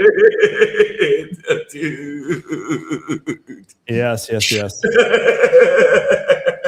Aldous Huxley was a lifelong collaborator with Arnold Toynbee, who was on the council of the Round Table's Royal Institute of International Affairs and was head of the British Intelligence Research Division. In a 1971 dialogue with Kei Wazazumi of Kyoto Sangyo University, visited there recently, Toynbee said, "If I am right in forecasting that a world dictatorship is likely to be the way in which we shall avoid liquidating ourselves in an atomic war, and if I live to see this development, I should on the whole be optimistic, because I should not expect the dictatorship to be permanent. It is most unlikely, I fear, that it will be established by the will or even with the acquiescence of the majority of mankind. It seems to be likely to be imposed on the majority by a ruthless, efficient, and fanatical minority, inspired by some ideology or religion. I guess that mankind will acquiesce in a harsh Leninian kind of dictatorship as a lesser evil than self-extermination, or than a continuing anarchy, which could only end in self-extermination. If the reluctant majority does accept this dictatorship on this ground, I think they will be making the right choice. I love the like villain is trying to save humanity arc here. Isn't that great? I love it. Classic. Dude is Faustian. Yep. Huxley was tutored by Fabian socialist and pivotal New World Order theorist H.G. Wells, author of The Open Conspiracy and other books detailing the intentions of the International New World Order faction. Yes. Also known for his other work, Wells was the head of British intelligence during World War I, who proposed the creation of a one-world brain, soberingly similar in conception to that of today's internet, that would ultimately act as a police of the mind. Beautiful. Dude. It has been reported that Huxley was a member of the Children of the Sun, a mystical free love cult of children of the Round Table in Britain that may have shared more than just its name with the German Sonnenkinder. Children of the Sun is what that means, by the way. Yes, of course it does. The term used to designate the eugenically bred, racially pure Lebensborn children of Nazi Germany. You know what my favorite Lebensborn story is? You know, one of the women in ABBA is Lebensborn. Really? Yeah, and so is the singer Nico. The Lebensborn one from ABBA, is it the hot one or the redhead? They're both hot. I think it's one is definitely a little more marmy. I think it's the red-haired one. Interesting. She's Lebensborn and a Norwegian aristocrat. Wow. Mm-hmm. Well, one night in Bangkok and the world's your oyster. Dude, I fucking keep going. There is more to suggest this connection than just the name of the group.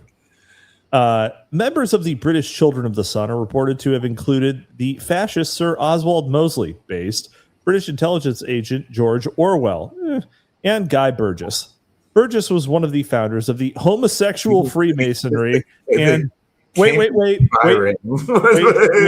and higher sodomy of the apostles at Cambridge, a founder of the pro-Nazi Anglo-German Fellowship in England, a paid agent of the Rothschilds family private intelligence network, and his most famous role, a Soviet spy. Other members of the Apostles' homosexual cabal included Soviet spies Blunt, Philby, and McLean, who were largely responsible for the massive compromise of Western intelligence to the Soviets that began in the 1930s. Homo nationalism failed once again. Same way every time. Yeah, same way every time. Huxley was a collaborator with Tavistock's Major John Rawlings Rees and author of the influential Brave New World. Aldous was. I wonder if we're going to get all the way to my boys today. I bet we get a mention. We should, we should have Kalshi betting on LMD, and I would definitely take odds that we're going to get to my boys today. We could, of course, influence these odds, so that would not be fair. But okay. Among other eugenics ideas in the book is the strict structuralization of society through test tube breeding, with the lowest members of society denied oxygen during their fetal growth to reduce intelligence. Those fucking retarded epsilons. In Brave New World Revisited, the book's non-fictional sequel, he wrote, "The 21st century will be an era of the world controllers. The older dictators fell because they could never supply their subjects with enough bread, enough circuses, enough miracles and mysteries. Under a scientific dictatorship, education will really work, with the result that most men and women will grow to love their servitude and will never dream of revolution. There seems to be no good reason why a thoroughly scientific dictatorship should ever be overthrown." Most British line ever written. Well, the problem is that man is not a tabula rasa, and you're trying to run certain let him cook. Yeah, Let him cook. I know. Huxley came to America from Britain shortly after the first published findings about LSD in 1949. He was accompanied by his friend, Dr. Humphrey Osmond, who, once in America, immediately set about toiling in the MKUltra minefields. I love how he said, came over here and got immediately fucking involved. Like, you know, I love how he said, I love the phrase mind fields. I love this though. They were like on the case. They like caught the first fucking Pan Am in the morning. He's in Los Angeles by get in, loser. We're gonna go brainwash people. Yeah, there's government funded mind control in California. It's a second gold rush. While Huxley was the seed crystallizing dozens of LSD and mystico-religious projects, both official and informal, Huxley was also friends with George Estabrooks, who had done early work into the creation of mind control assassins and hypnotically installed multiple personalities, and worked with Andrina Puharich, an early researcher into effects of electromagnetics on humans. Certainly, Huxley could not have been unaware of the effects of widespread distribution of LSD might bring about. He wrote, "Now let us consider another kind of drug, still undiscovered, but probably just around the corner. A drug capable of making people happy in situations where they would normally feel miserable. Such a drug would be a blessing, but a blessing fraught with grave political dangers. By making a harmless chemical euphoric, freely available, a dictator could reconcile an entire population to a state of affairs which self-respecting human beings ought not to be reconciled." Honestly, now that I'm thinking about this, given that it's unlikely that you or I would be in the ruling majority here, it seems like the presence of our melanistic friends has actually been an incredible backstop to any of this coming to pass. Oh, dude, you remember that bet? What? Oh, it's coming. All right. Huxley, who was also a pal. This paragraph right here. This paragraph has our guy in it. I know. I can see.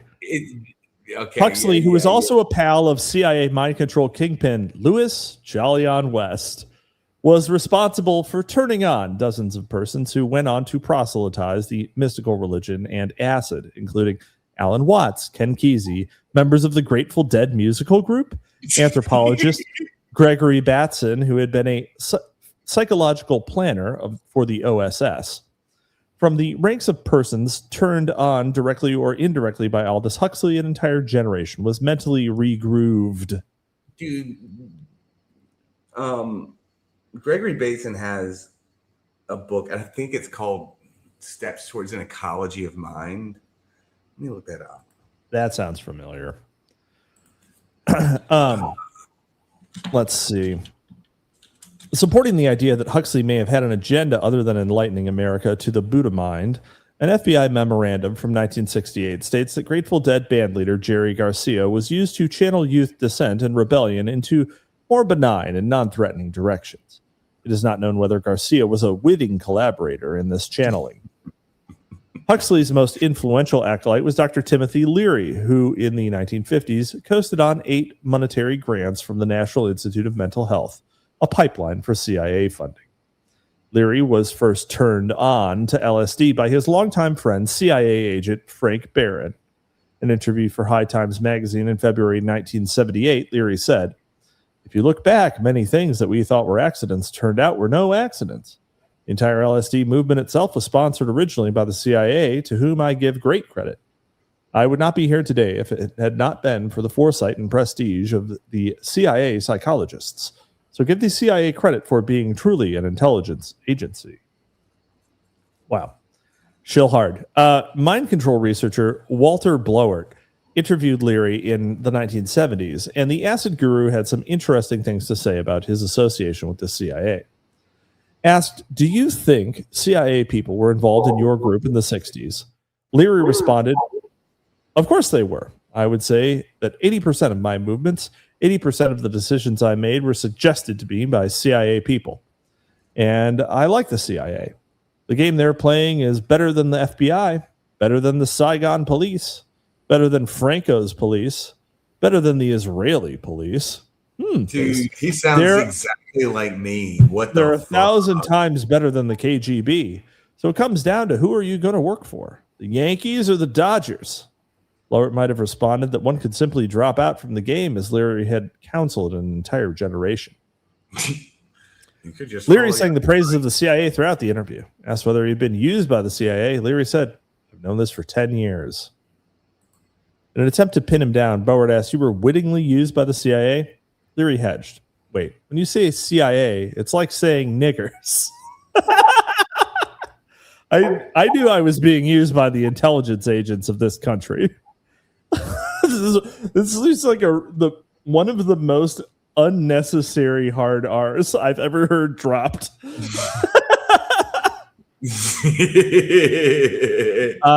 Asked again whether he wittingly worked for the CIA, Leary answered so he hedged, right? He tried to deflect the question by dropping the hard R. Incredible flex. When was this interview? Hold on. 1970s. Amazing. You could just do that. You could just do that in a published interview in the 1970s. I mean, I don't know if you could. Well, he did. He did, but I mean, it was Timothy Leary, yeah. Asked again whether he wittingly worked for the CIA. Leary answered forcefully, "Yes, I was a witting agent of the CIA, but I'm not a witting agent of Nixon. I did everything in my power to throw out Nixon." Yeah, just like the CIA. Come the fuck on, man. Howard asked him, "So you work for the Central Intelligence Agency. Is it the Deputy Director of Plans you work for? Who makes out your checks?" "It's none of your business to know how those things work," was Leary's response. "I'll answer you no questions that I have to do with business. I'll answer you any question about the history or people." After the interview, Bowert, as well as several friends of Leary who were present, agreed that this was not the same man we'd known before he'd gone to prison. "We couldn't tell if he'd changed because of the normal prison brutality or because he was under some great pressure or had been tortured," Bowert said. "The first thought I had when seeing the altered Leary was, he's been the victim of one of those secret prison mind control programs." There is additional confirmation that Leary himself was the guinea pig of his esteemed intelligence agents. Bowert relates that while Leary was in Folsom Prison, he was held incommunicado for a period of time, and that, according to his wife, Joanna Harcourt Smith Leary, when he was finally allowed to visit her, he seemed radically different. His head had been shaved, and he was bruised and pale. This information was confirmed by a former convict who told Bowert that during the period where Leary could not be located by his wife, the acid guru was given fright drugs. Anectine is one of the drugs that induces hysterical fear, and kept in solitary confinement in order to break him down. Sandbatch, why don't you Jamie up Anectine and see where we can get some of that? How do you spell it? Anectine. I just think it would be a real hoot for Halloween. Succinylcholine chloride, nicotine works by mimicking acetylcholine. Let's see. Anyway, skeletal muscle relaxant for intravenous administration. Well, let's just see if we can find some, and it'd be a real hoot for Halloween. We could do a live show and pump it in through the HVAC vents through my pre-installed port. That's right, through your own pre-installed port. Yeah. Leary returned to their cell with his head shaved and blue lines painted on it. According to the man, one day he comes back to the cell with lines on his head. They were actually very precise measurement lines. His head was shaved, and it was marked with all these careful, precise blue lines. I asked him what the lines were for. He told me they were going to give him a lobotomy. They were going to stick ice picks into his brain. He told me that it was really going to be great. They had him completely brainwashed. He said, "This is going to be the greatest thing. All my life I've been going through this. You get up, you get down, but now I'll just be as smart as I am, but I won't feel emotions anymore." Wow. Leary's initial intelligence handler may have been British agent Michael Hollingshead, yet another friend of Aldous Huxley. Hollingshead first provided Leary with acid, and according to reports of the period, Leary idolized him. One of Leary's major supporters was William Billy Mellon Hitchcock, heir to Gulf Oil, nephew to financier Andrew Mellon. Yeah, because why not? Of course. And alleged to be a broker of for money interests and included the mafia and CIA. Actually, I think the Mellon family are supposed to be the ones who weren't commies, right? They're supposed to be the based robber barons. These are the base guys. I know. I'm just saying they're not like the Rothschilds. Unfortunately, we have to arrive at the conclusion that Tavistock Institute was based. Let's see. Mike Cole says you can get that stuff at glacieraminos.shop. Yes. Check it out on Drive Time Movie Night every Wednesday at 8 p.m. Central. Let's see. That'll be $5, Mike. That'll be $5, Michael. Michael of 4chan.org/poll. Let's see. Several members of the family have been members of American intelligence agencies. Hitchcock's father was a university roommate with David Bruce, chief technological intelligence of the OSS. During his tenure at the agency, CIA Director Richard Helms, the man who conceived of MKUltra, was a close friend of the Mellons, as was Averell Harriman. Hitchcock was the largest investor in Resorts International, a consortium where a number of clandestine interests met, including British intelligence and the networks of mafia kingpins Tibor Rosenbaum and Meyer Lansky.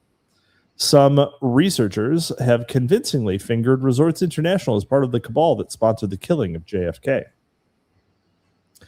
Others involved in the acid drugging of the world included Captain Alfred M. Hubbard of the OSS, the Treasury Department, the Federal Narcotics Bureau, and the Food and Drug Administration, and it is alleged the Mafia, who acted as a Johnny Appleseed of LSD.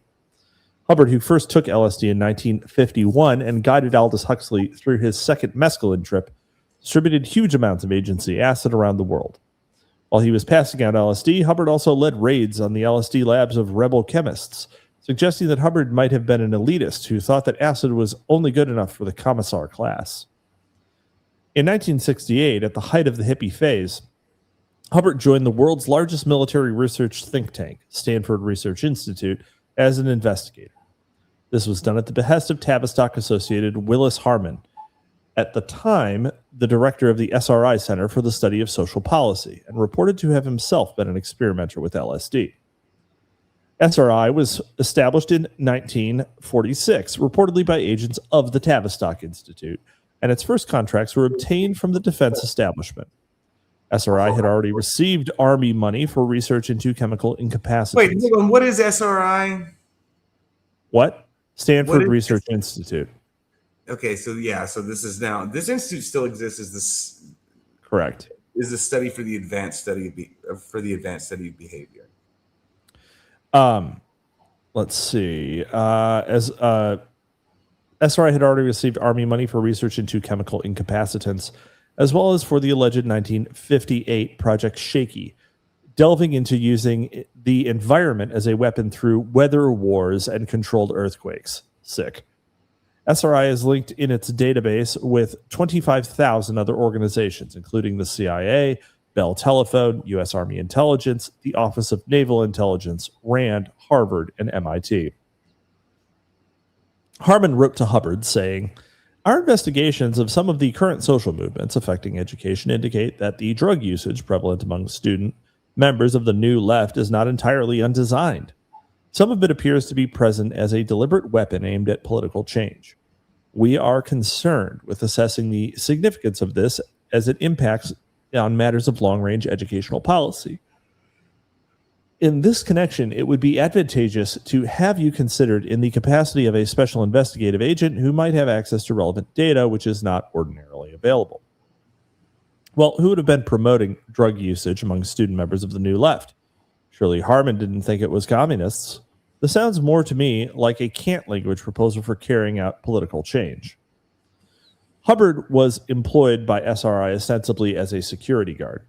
In fact, his actual work took place under the auspices of their Alternative Futures program, a corporate strategy program that reminds one that Hubbard had his own corporate strategy of turning business and political leaders on to LSD. The LSD drugging of America was not limited to experimentation performed on adults. in the proceedings of the 19th Annual Convention and Scientific Program of the Society of Biological Psychiatry. That took place in Los Angeles on May 13th, 1964. It is reported. In the Children's Unit of Creedmoor State Hospital, with a resident population of 450 patients ages 4 to 15, we have investigated the responses of some of these children to lysergic acid and related drugs in the psychiatric, psychological, and biochemical areas. 2 groups of boys receiving daily LSD, UML, which is a methylated derivative of LSD, or psilocybin. At first, the medication was given weekly, but was eventually given daily for periods of up to several months. Dosages remain constant throughout. LSD at 150 micrograms, psilocybin at 20 milligrams daily, or UML at 12 milligrams daily, all given in 2 divided doses. The average duration of treatment was 2 to 3 months. Wow. So let me think this. What? Let me go. Creedmoor. I'm looking at the numbers here. Creedmoor State Hospital. Yeah. Dosages remain throughout. LSD, 150 micrograms. It's a lot. All given in 2 divided doses. So is that 2 doses of 150 micrograms? I think probably not. No. So it's 70 and 70. Yeah. It's mid. I mean, still, but they're like 4-year-olds, dude. It's mid. Okay, bud. Oh shit! No, I didn't see that part. Ages 4 to 15. Yeah. Pretty small. Pretty small little brains. It's not necessary to comment at length on the magnitude of the LSD drugging program and its mystical retooling of the American psyche in the 1960s. The varied results of that operation, the destruction of much of political activism in America, the birth of the quiche-breathed, lock-stepping yuppies, the alienated and politically impotent punks and Gen X, and the drug gang fetishism of both black and white, both black and white gangsta culture are testimony to the effectiveness of this far-reaching pacification program. This dude just like, you know that thing at the fair that like you hit with the hammer. Yeah. The strength. From 0 to like breaking the top out of you broke the bell. Boomerness. It was that's possibly the boomerest paragraph I've ever seen. It is not necessary to comment at length on the magnitude of the LSD drugging problem and its mystical retooling of the American psyche in the 1960s. Actually, dude, pause.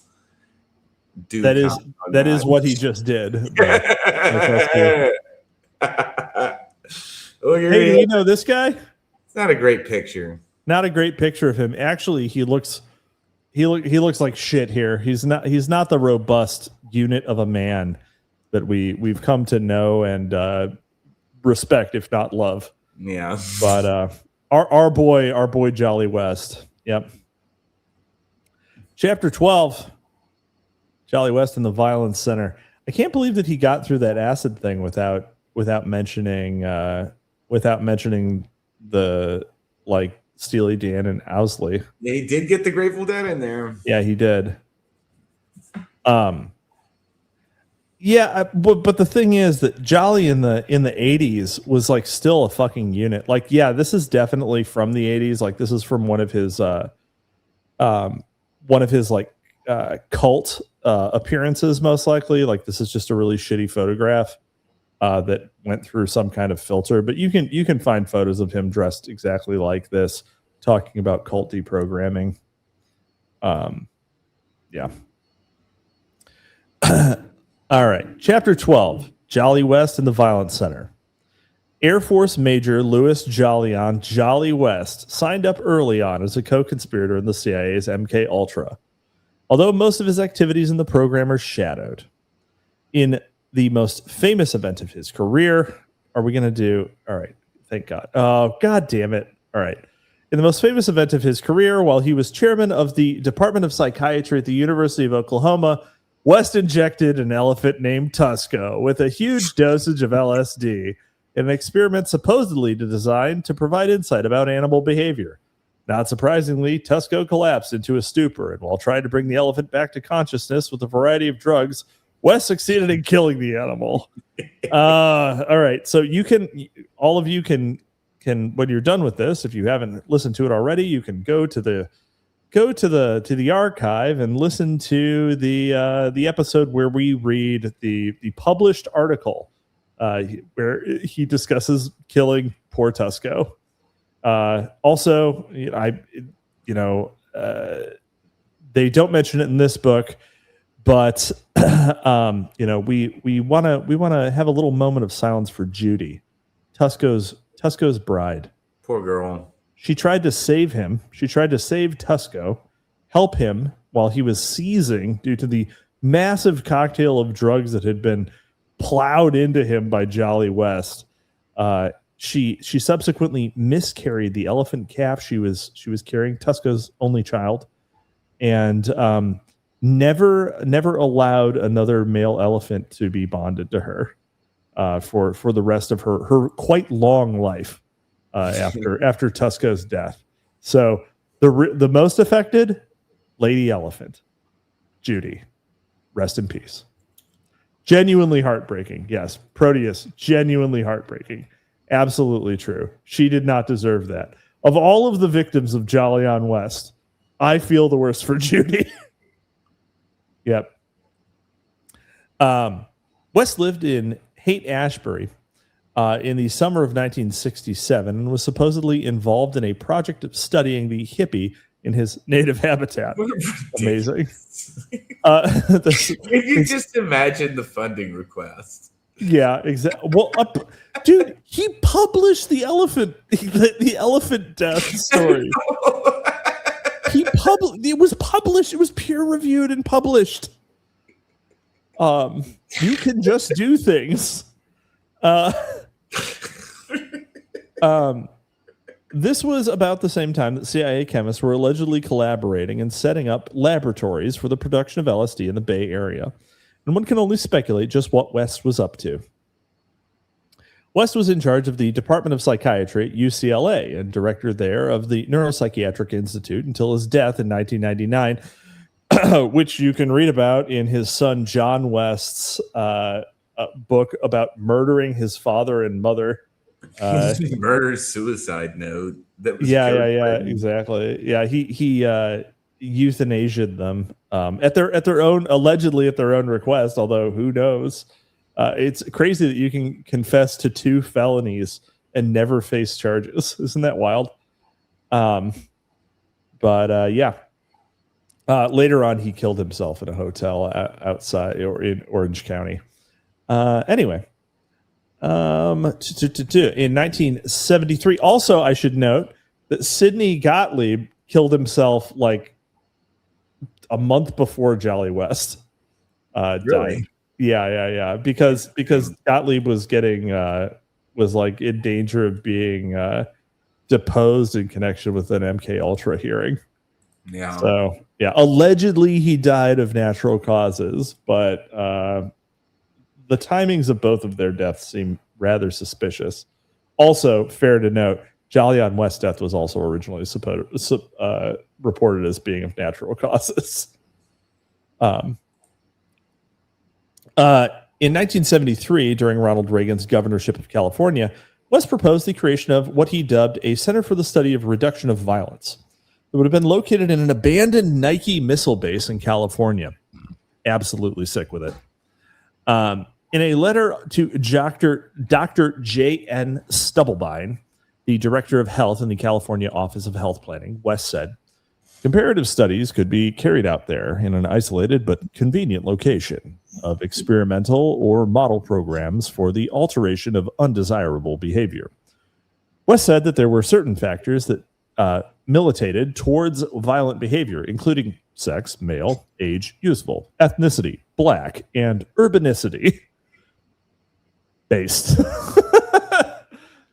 In a secret memo, he discussed projects that the center might employ in more detail. He said this was actually his biggest mistake was being upfront about what he wanted to do at the Violence Center.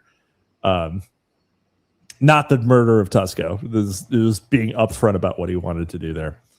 In a secret memo, he discussed projects that the center might employ in more detail. He said, now, by implanting tiny electrodes deep within the brain, it is even possible to record bioelectrical changes in the brain of freely moving subjects through the use of remote monitoring techniques. They are not yet feasible for large-scale screening that might permit detection of a violent episode. A major task at the center should be to devise such a test. Other techniques that West planned on using on violent offenders at the center included castration by chemicals, drugs for mood manipulation, and brain surgery. The center would collaborate with the California State Police and share a database that would keep track of pre-delinquent children in order to treat them before they became delinquents. A foreshadowing of programs currently in operation in Clinton's Goals 2000. Man, I fucking guarantee you they were goddamn not. Diversion programs are not the same as lobotomizing black youths. Unfortunately, one critic of West was Dr. Isidore Zifferstein. Associate clinical professor of psychiatry at the UCLA Neuropsychiatric Institute. We have a new situation on our hands. Zifferstein said. Because of the intensifying economic decline, it's inevitable that more and more jobless will go beyond the limits of the law to satisfy their needs. There are possibly upwards of 30% of our population who will be permanently impoverished. And once these 30% become convinced that the democratic process is not working for them, they become desperate and may resort to violent means. There's a rising radicalism in their minds, then there is an uppityness among the black Chicano prisoners, which prison officials find intolerable. To subdue them, the authorities are using new methods. They're employing the psychiatric armamentarium and a new technological tool set, what has come to be known as psychotechnology. Under the guise of therapeutic behavior modification, they're applying anything from the terror drug Anactine to other reverse drugs to psychosurgery. Yeah, so, awesome. We should do that. We got to get some of this terror drug. Imagine spraying a crowd of rioters with Anactine. I'm imagining it. Sounds great. Despite Reagan's support, the idea of the Violence Center was tabled, although he retained the concept of the center in his active file until his election to the president. Well, we'll give Reagan credit for that one at least. After the demise of the Violence Center, West seems to have moved on to the role of a fixer for the CIA. Always on the spot for high-profile psychiatric intervention, character assassination. He completely skipped. He completely skipped a bunch of shit. Like the Violence Center occurred after most of the most interesting things. Anyway, let's see. West examined Jack Ruby after the killing of Lee Harvey Oswald and determined that Ruby was a paranoid state manifested by delusions, visual and auditory hallucinations, and suicidal impulses. This diagnosis was probably influenced by Ruby's insistence that a conspiracy had been responsible for the murder of John F. Kennedy and that Ruby was being troublesome by virtually begging the authorities, including Chief Justice Earl Warren of the Warren Report, to listen to his take on who had done the deed. In correspondence that journalist Lincoln Lawrence had access to, Ruby wrote, "To start my story off, they found some very clever means and ways to trick me. I was used to silence Oswald. I walked into a trap the moment I walked down that ramp Sunday morning." Ruby also wrote, "The reason I've gone through all this, the explanation is that knowing of my complete innocence and their framing of me as they have, there certainly was a tremendous motive for it. The old warlords are going to come back. South Africa is full of these Nazis. They'll know that's only one kind of people that would do such a thing. That would have to be the Nazis. That's who's in power." The idea of the Nazi involvement in the assassination seems far-fetched. Then a perusal of the Torbit document would be in order. I don't know what the Torbit document is, but I do think it seems far-fetched. Ruby finished his letter by saying, "The rest depends upon you. You can be of some help in some way, but be careful. They're after my blood. See if my prediction will be correct. In the end, no one listened to what Ruby had to say except for journalist Dorothy Kilgallen, who was found suicided shortly after her interview with him. Ruby himself was to die soon from cancer that he believed had been injected into him. At the end of his life, West was associated with the Cult Awareness Network, founded by deprogrammer Ted Patrick, who had been an aide to Ronald Reagan at the time of the Violent Center was proposed. Okay, I think any listener of LMD will recognize that we have skipped so much of Jolyon West's CV as to be near criminal. Well, I mean, you gotta. There's only so much stuff there's only so much going on here. What do you mean? Well, like you gotta. It's not a book about Jolly West. Fair enough. But I probably would have. This is your very complaint. But there's you're not right. just a book There's about not. Jolly West. You're right. There isn't. Okay, fair enough. That's fair. I generally think that like he should have, they could have mentioned the Patty Hearst thing. He could have mentioned, Jack Ruby's response. Jack Ruby immediately after his known interview with Jolyon West attempted to kill himself by running full force into a wall. Like he had a psychotic episode. He literally had a psychotic episode right after Jolyon West spoke to him. Like the first and only known psychotic episode in Jack Ruby's life occurred immediately after he spoke to Jolyon West. So, yeah. So make of that what you will. Just saying. Yeah. Anyway, chapter 13, Occult Connections. It's difficult to overestimate the role of religion and occultism in the history of world control. This is one means by which zealots are molded who are unable to evaluate effectively and who thus can be turned to the purpose of their controllers. In many religious or occult groups, the zombieism of the mind control is the entry fee, and the disposal problem for getting rid of victims of mind control is not so formidable, since cult members have often become disaffected with their former friends and family. A quick scan through cultic history in recent years reveals significant branching connections, a few of which I will cover in this book. A prime instance of CIA involvement in a cult in recent years is the case of Jim Jones' People's Temple, although nary a word of these dark underpinnings has slipped into the mainstream accounts of the group. Evangelist Jim Jones started out as a member of Bertrand Russell's Fellowship of Reconciliation, which sponsored him at Butler College in Indianapolis. The fellowship is reported to have financed his first trip to Brazil in 1961. Jones at the time told the Brazilians that he was in the employ of naval intelligence, and both his food and lodging during his stay were provided by the U.S. Embassy. While in Brazil, Jones took regular trips to Belo Horizonte, the location of CIA headquarters in the region, and returned to the United States with an unexplained $10,000 cash windfall.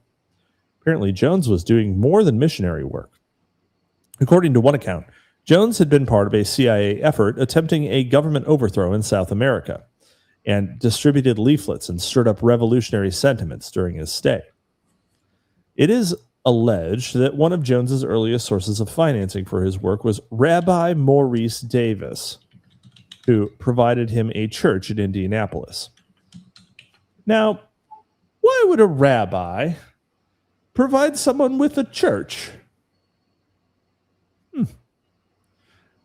Davis was on the board of the American Family Foundation, the founding group for the Cult Awareness Network, which you will certainly remember from the previous chapter, something that Jolly West worked on, and worked as a chaplain at the National Institute for Mental Health's infamous Lexington Addiction Research Center, where MKUltra research had been done. Jones moved his growing fellowship to Ukiah, California, where reports from the I feel like I may have mispronounced that word. Like it's UKIAH. Like yeah. I like there's a non-zero chance that's pronounced Ukiah or something. Anyway, reports from the disaffected from his group said that behavior modification experiments were performed on the congregation. According to People's Temple researcher Michael Myers, early temple experiments in sensory deprivation are not well documented, but it is known that Jones imparted his expertise into Donald DeFreeze, who utilized the techniques to brainwash Patricia Hearst. Donald DeFreeze was a test subject of Jolyon West's as well, right. By the way. Another thing that was skipped in the prior chapter. And also, coincidentally, Jolyon West was on Patricia Hearst's defense team. So, job security. According to Myers, Tom Grubbs, a psychologist with the University of California, was in charge of the box. Grubbs, who was also a principal of the Jonestown School, personally constructed Jones's sensory deprivation chamber. In Ukiah, Jones became chairman of the county grand jury and worked with many wealthy collaborators, including persons connected to military and intelligence agencies. The Jones Group also infiltrated and took over the Mendocino State Hospital as part of a government pilot project to evaluate the feasibility of deinstitutionalizing mental patients. After a reduction in state funding for psychiatric institutions, most of the patients at Mendocino were released into the custody of the People's Temple. Very, very interesting. I don't really know a ton about Jim Jones. I mean, I knew that he was probably a spook, but I didn't know most of these things. I don't know just a whole lot about him either. Yeah. In 1971, the People's Temple relocated. You know, honestly, getting a bunch of psychiatric patients released into the custody of your cult is pretty sick, right? Like, that is such a good setup for him. You know, like if you got to build a cult, you need like people who are like without resources and just like really need a place to land. Just that pipeline, unbeatable. Let's see. Johnny Walt for $2 said, just mentioned. I don't know what was just mentioned, but God bless you. Thank you.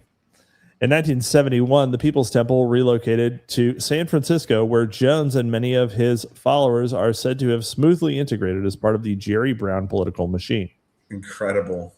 Yeah. He's incredible. Jones, he was also really involved with Harvey Milk as well, if I recall. Let's see.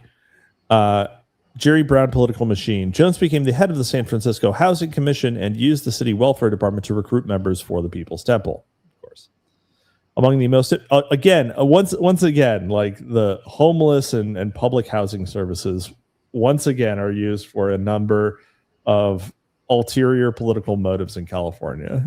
This is just the more things change, huh? Among the most important of Jones' supporters were the Layton family, whose head, Dr. Lawrence Laird Layton, a family that loves their alliteration, had relocated to America from Germany after World War II. What did we do during World War II? Nothing. We were on vacation. Layton had worked on the Manhattan Project and was chief of chemical and ecological warfare research at Dugway Proving Grounds in Utah, where Army LSD research was carried out.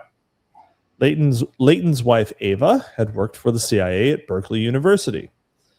According to Dr. Colin Ross, her job at the library was to keep track of all the left-wing literature taken out of the library and the names of the people who took those books out and report that to the CIA. Amazing.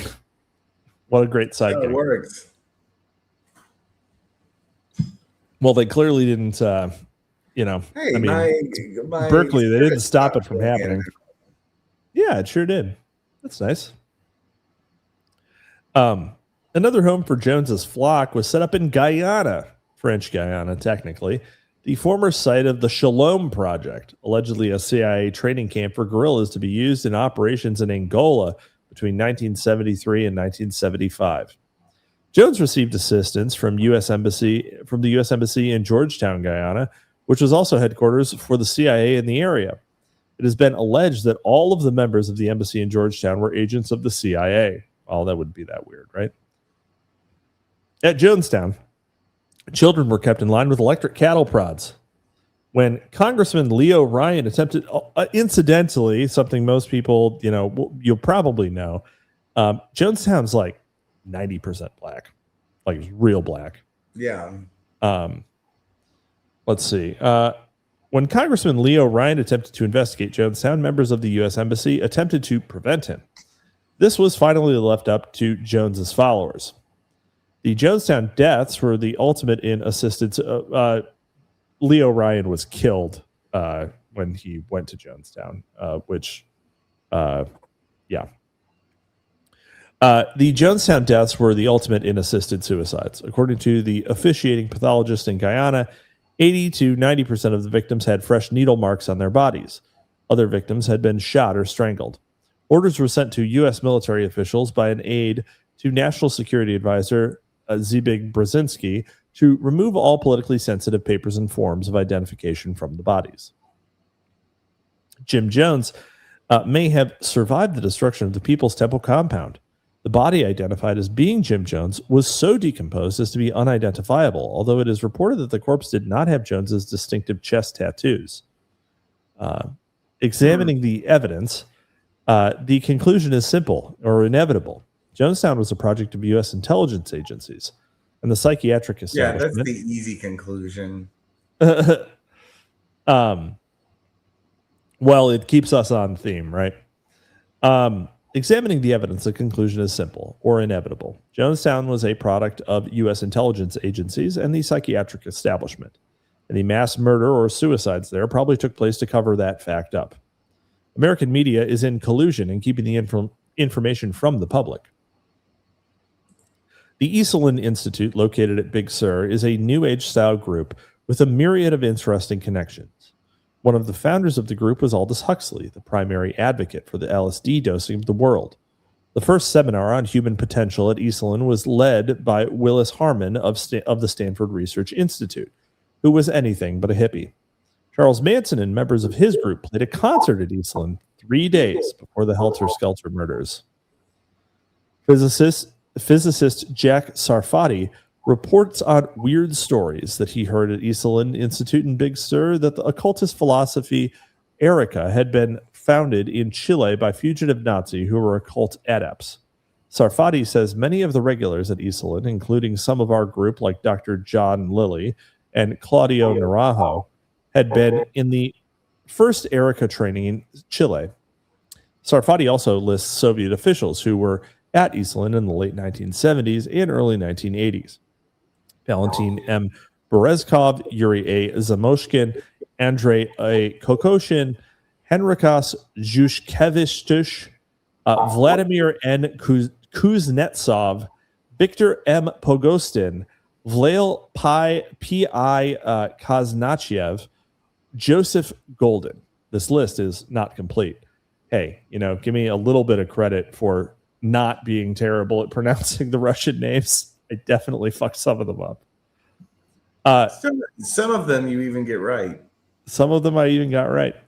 One of the people said to have been involved in the Russian presence at Esalen is the Rockefeller-funded John Mack, formerly on the board of advisors of Werner Erhard's establishment. Mack has lately achieved prominence as a UFO abduction researcher. Donna Bassett, who infiltrated Mack's group, says that he has been funded by an ex-CIA source. And remember, ex-CIA means you're more CIA than you were before. Yeah. The only level of CIA higher than ex-CIA. Is OSS. Is CIA to ex-CIA to diplomat. That's it. It's the final God King of definitely still not, no way at all CIA. Yeah. We're gonna do Anton LaVey eventually. Yeah. Dude. Okay. What? Go ahead. No, go ahead. The Unification Church of Reverend Sungmyung Moon had, since its beginning, maintained close connections to the South Korean Central Intelligence Agency. At least 4 of Moon's early acolytes were Army officers, closely connected with the founding director of the Korean CIA. One of Moon's most influential aides, Bo Hai Pak, based with the CIA for the KCIA, and it is said to have made many trips to the National Security Agency at Fort Meade, Maryland. Moon's church is enormously rich and influential, with at least 600 front groups by last count. Among the group's notable acquisitions has been the Washington Times newspaper, which Moon admits has cost him more than $1 billion, and the University of Bridgeport in Connecticut, that has hired as a trustee Jack E. Thomas, former Assistant Chief of Staff for U.S. Air Force Intelligence. You could also, mention the unfortunate connections that Shinzo Abe had to the Moonies. Dude, what are they? There was money. There was a lot of money. It's not clear how ideologically affected it was, and it may have also been because the Moonies are, especially for a Korean group, extremely fecund, and Abe was very concerned about the Japanese not reproducing enough. So it may have been a marriage of convenience, but one of the stated reasons why the guy assassinated Shinzo Abe was because of his because he felt that he was a source of Korean influence. So damn. Yeah. So yeah. Also one of Sungmyung Moon is dead now. But one of his sons is a like MAGA rapper who I think goes by Bullet Head. Hold on. Bullet Crown. Let's see. Yeah. Okay. So he owns. So it's Reverend Hyungjin Sean Moon. And hold on, we'll open this in a new tab. This is him. Bullet Crown, gold AR. Yeah. Right. This is his fit, and he also does rap. Hold on. What is his rap name? Yeah, King Bullethead. King Bullethead is his rap name. But what's going on with the cult now? What do you mean? The Moonies fractured. A lot of Wait, hold on here. Matt, this gotta be JJ. Sandbatch almost got another master's degree from Pacific Institute of Jungian Studies. That's true. I almost did that. Yeah, it's the Moonies are very weird. I mean, Sungmyung Moon declared himself like the reincarnation of Jesus, which, kind of par for the course. But he also he kind of like. But they're still around, aren't they? They are still around. They're a bunch of fragmented groups. Wow. It has somewhat fractured. Control didn't really pass great. When you declare yourself the reincarnation Yeah. When you declare yourself the Messiah, there's not a great follow-up. So his wife took it over and then she died, and then his kids kind of fought over it, and they all kind of have their own thing. Obviously King Bullet Head is not the head of it's not the head of the whole shebang, right? So that's what I was wondering. I'm like, is this King Bullet Head as a cult?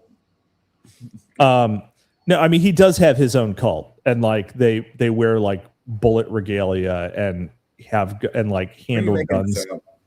guns like the serpent handlers. Are you making this up?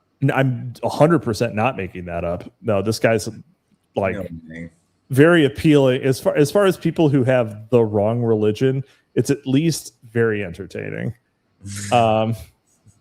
So Yeah, I mean, he's That's like definitely entertaining it, and maybe don't even interrupt him. he's definitely a chud. No, it's like let him cook, right? Like he's not turning a bunch of people away from like actually following Christ. And you know, another thing that you can say credibly about the Moonies is that like they didn't do anything that was like really awful for the people who became members, right? Like it didn't. It I like imagine it's probably a lot like being a Rush fan. I mean, it's it's like being a Mormon in like 1915. Dude, you know what I wanna hear mean? something wild? I was sitting at the cafe the other day. This guy came in and sat down next to me.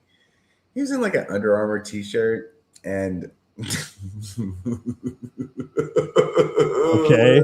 Dude, go open up a new tab right now Yeah. and look up Freedom Crabs. It's Freedom Crabs paintings. Yeah. So I was sitting in the cafe and this dude comes in and sits down next to me and he introduces himself and he calls himself the King of Ketamine. And then he told me that, and then he tells me about his patriotic business selling paintings of crabs. I mean, is it this one? Yes. That's just one of his little like fucking memes, though. Wow. Yeah. Wow. Absolutely wild. I like how the crab doesn't like the bucket because it got out of the bucket. I get it. I get the bit.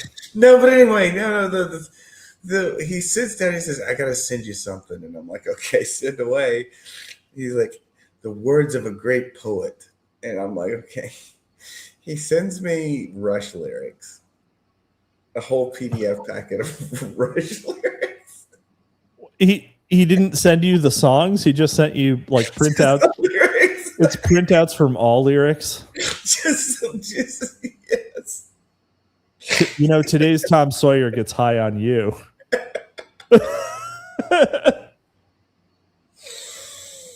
Oh man. Mean pride. Do do do do do do do do do do. Yes, a great poet, Geddy Lee. Amazing. You know what? Props to Geddy Lee for having a career as a rock musician with that voice. Yeah. You know? Anyway. On March 23rd through 25th, 1997, 39 members of a UFO apocalyptic cult called Heaven's Gate killed themselves with a phenobarbital and vodka at the Rancho Santa Fe suburb of San Diego. As with many apparent cults, when a thread is pulled, it often leads to the shadowy denizens of American spookdom. That's a good one. In the case of Heaven's Gate, one of these connections is via the internet. The web server for the Heaven's Gate website is a small company, Space Star, staffed by one man in Eden Prairie, Minnesota. Fracturing coincidence, another group that uses the services of Space Star is the Scientific Applications International Corps, or SAIC, CIA's spelled backwards. Doubly coincidental is that SAIC is located in La Jolla, California, near Rancho Santa Fe. This is I want this guy. I don't know anything about I don't know anything about this particular company, but I want this to just be like this guy tracking like Amazon Web Services. It's just like a general service provider. SAIC is the parent company to a group called Network Solutions, which in turn owns a company called Internic. That group is in charge of all of the website addresses on the internet. Oh, okay, so it is him doing that. The board of directors of SAIC includes NSA Director Bobby Ray Inman, as well as retired U.S. Army General W.A. Downing. Other alum of SAIC include William Casey, former head of the CIA, until former CIA Director John Deutsch, former Defense Secretary Melvin Laird, Donald Kerr, former Director of Los Alamos National Laboratory, and William Perry, the head of the Department of Defense. SAIC has been involved in remote viewing experimentation with American intelligence agencies, for which medical oversight, according to researcher Jim Schnabel, was provided by Louis Jolyon West. Of course it was. San Diego must be a hotbed of strange research at the edges of the American spy biz, since it is also the location for Naval Electronics Systems Command. You have to understand that it's just all in the Navy. It's always the Navy. Yeah, and also like, you know what? I am not sure about. I don't know. I don't know what this source is for Jim Schnabel's. Okay, so this is Jim Keith quoting or alleging that Jim Schnabel says that that Jolyon West provided oversight for remote viewing experiments, which doesn't really seem like it would be part of West's normal MO or purview. Yeah. And so I'm a little unsure about that one, and I'd like to learn more, but there's no citation on this one. So well, look at that comment about Austin. Let's see. Bobby Ray Inman would later work on tech government partnership that financed a lot of work in AI and computing in the late 80s and early 90s that would drive a lot of development to Austin, Texas, among other cities in my state, says Randall Shirker. Yeah. So anyway, San Diego must be a hotbed of strange research at the edges of American spy biz, since it's also the location for Naval Electronic Systems Command, who have been reported to have been another one of the binding sources for Hal Puthoff's early remote viewing experiments at the Stanford Research Institute. Another interesting connection to Heaven's Gate is alleged by researcher John Judge. Judge has said that the murdered CIA and British intelligence operative Ian Spiro, who lived within a few blocks of the Heaven's Gate group, was also a member of the group. What would be the purpose of putting together and manipulating a group like Heaven's Gate? Like People's Temple, such a group might provide a model for a larger societal manipulation, for the fine-tuning of larger-scale New Age religious manipulation, and perhaps a testing ground for drug or electronic manipulation. Actually, a much easier and more compelling reason would be that it becomes you make a media spectacle that you can then capitalize on. That, because we know that happens. So, yeah. Like a lot of the ops that occurred in the 90s were about fringe religious movements and the militia. So it was basically delegitimizing non-mainstream groups. So, intelligence agencies seem to have infiltrated, interfaced, and created some satanic groups, with the resurgence of groups of this type beginning in 1966 with the birth of the Church of Satan, founded by Anton LaVey. Wow. Sandbatch, you really should have made that call sheet bet, huh? I just mentioned Anton LaVey, and you said that we were going to get to Anton LaVey earlier in the... I mean, we've been all over it tonight. Right. LaVey studied criminology at the San Francisco City College and worked in the crime lab of the San Francisco Police Department. According to journalist Linda Blood, he maintained a cordial relationship with the San Francisco Police Department. An associate of LaVey's has also told me that he has personal knowledge that the Satanists also functioned as an informant for Interpol. Sure.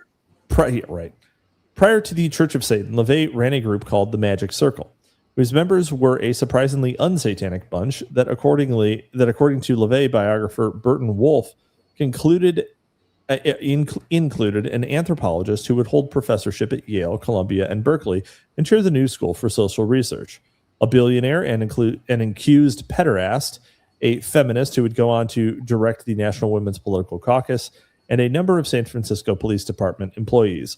This sounds like a bunch of Satanists to me. I mean, this is like the most... This is the most satanic group. Obviously satanic group I've ever heard. Yeah. The most interesting members of the group is said by Wolf to have been the heir to the Vickers munitions empire. Wow. Okay. Although I do not know specifically which member of the Vickers family was involved with LaVey, The family background is telling. Sir Peter Vickers Hall is a Fabian socialist, member of NATO, and alleged to be a senior member of the British MI6. His father-in-law, Sir Peter Vickers, worked on the Stanford Research Institute Changing Images of Man project, a definitely Tavistock-influenced endeavor. To quote Vickers Hall, reeling off his own one world propaganda. I am perfectly happy working with the Heritage Foundation and groups like that. True Fabians look to the new right to push through some of the more radical ideas. For more than a decade. Hold on. No, let me finish this quote because this is hot. Push through some of their more radical ideas. For more than a decade, the British population has been subject to a constant propaganda barrage of how it was on the industrial skids. All of this is true, but the net effect of the propaganda was to demoralize the population. Blackpilling, no blackpilling. This will happen in the United States as the economy worsens. This demoralizing is necessary to make people accept difficult choices. There's no planning for the future if constituencies block progress. There will be social chaos on a scale which is currently hard to imagine. The outlook for urban America is bleak. There is a possibility of doing something with the inner cities, but basically the cities will shrink and the manufacturing base will decline, and this will produce social convulsions. Whoa. Yeah. All right. So that is fortunately cited. So we'll see what that is. Yeah. That's a spicy meatball. Michael Aquino was a prominent member. We remember Michael Aquino, don't we? Remember Michael Aquino, folks? Yeah. We remember Michael Aquino. We remember the man. Hold on. There we go. This is the guy that wrote the book about Lee Harvey Oswald. No, this is the guy with the fucking eyebrows. Yeah. This is the guy who sexually abused all of those children. This is the guy whose chapter in Program to Kill is maybe one of the most harrowing. Yes. Like just basically running a satanic child molestation ring in San Francisco. Yeah, that's exactly what he looks like he's doing. He looks like a guy who would do that, doesn't he? He looks exactly like a guy who would do that. Do not trust your children with this man. Michael Aquino was a prominent member of the Church of Satan who went on to form his own group, the Temple of Set. Aquino, at the time of his entrance into LaVey's group, was an Army specialist in intelligence and psychological warfare. In 1973, he became the executive officer of the 306th Psychological Operations Battalion at Fort MacArthur in California. Several other members of the military and military intelligence are alleged to have been involved in the Temple of Set, including a member of the Naval Reserve, a captain in PSYOPs, an intelligence officer, and a reserve Army major. Aquino and others were alleged to have been involved in child molestation at the Child Development Center at the Army's Presidio in San Francisco, one in a string of abuse investigations of military daycare centers that have taken place in the past by the Army. Investigations of child abuse have taken place at West Point, Fort Dix, Fort Leavenworth, Fort Jackson. Other daycare centers are investigated for allegations of abuse, include a Navy daycare center in Philadelphia, where a man was sentenced to 3 years in prison for child abuse, 2 Air Force daycare centers, and a Department of Defense elementary school in Panama. Reporter Linda Goldston describes what she found when she concluded an on-site investigation in the Presidio.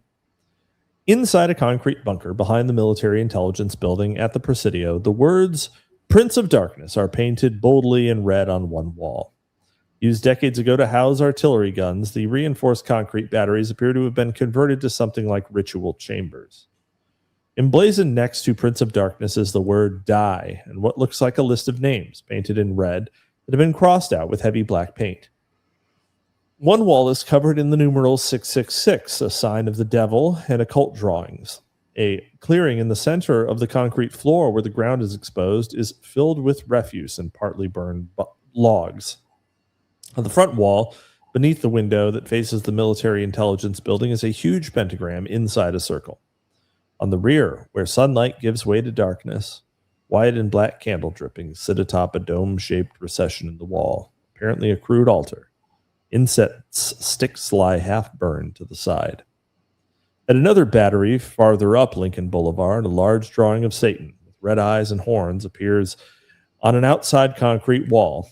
Doors to the battery are secured shut, so no entry is possible here. Probably that's actually Baphomet. Just being. I don't want to be pedantic, but it's probably Baphomet. I think it's probably Baphomet.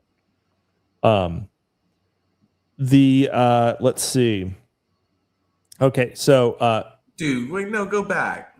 Yeah.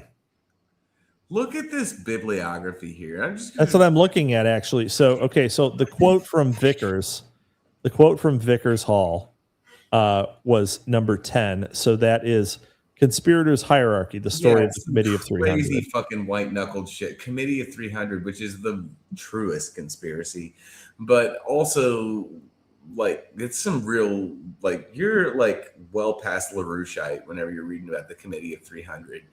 And look at this. Let me just read this one. Yeah. Judge John, The Black Hole of Guyana, Secret and Suppressed, Jim Keith, editor. So it's his book that he edited. Yeah. None of the dudes, but classic Feral House. Yeah. Yeah. Nexus Magazine, the CIA and military mind control research building the Manchurian Candidate, lecture given at the 9th Annual Western Clinical Conference on Trauma and Dissociation, April 18th, 1996. Nice. Then over here we get Brand, Daniel, Cults, Anti-Cultists, and the Cult of Intelligence, Name Base, with Newsline, October 5. There's no year given. Former TOS member on satanic crime posted at Mind Control News Group, alt.mind control news group. Seriously old internet shit going on. Yeah, that's a Usenet. That's a Usenet address. Yeah. Man. I definitely want to look at the Committee of 300 book, but really, it's the most obviously true of all the conspiracies. Yeah. Oh yeah, man, it's like the one that it's like the root of the one that like all of the Carol Quigley stuff comes from. Right. Which I mean, yeah, we went through the God, why did we read None Dare Call It Conspiracy? But it's fine. It's fine. Anyhow. Yeah, chapter 4. This is really messy. It would be really hard to look up some of these. Yeah, they're literally unfindable. Like these are unusable notes. Yeah. Randall Shirker says, because you like your Birchers, even if they're being retarded. It's true. I do kind of like them. So not a Bircher. I'm not culturally a Bircher. I could never be a Bircher, but like, I can't bring myself to hate them. You know, can't bring myself to hate them. Birchers. Like, you know, I know plenty of them. Yeah, exactly. Anyway, all right, chapter 14. Consolidating control. During the Nixon administration, speaking of the John Birch Society, during the Nixon administration, psychiatric and police organizations merged their efforts on many fronts. Richard Nixon and members of his staff met with agents of the Justice Department's Law Enforcement Assistance Administration, and Dr. Bertram Brown, director of the National Institute of Mental Health.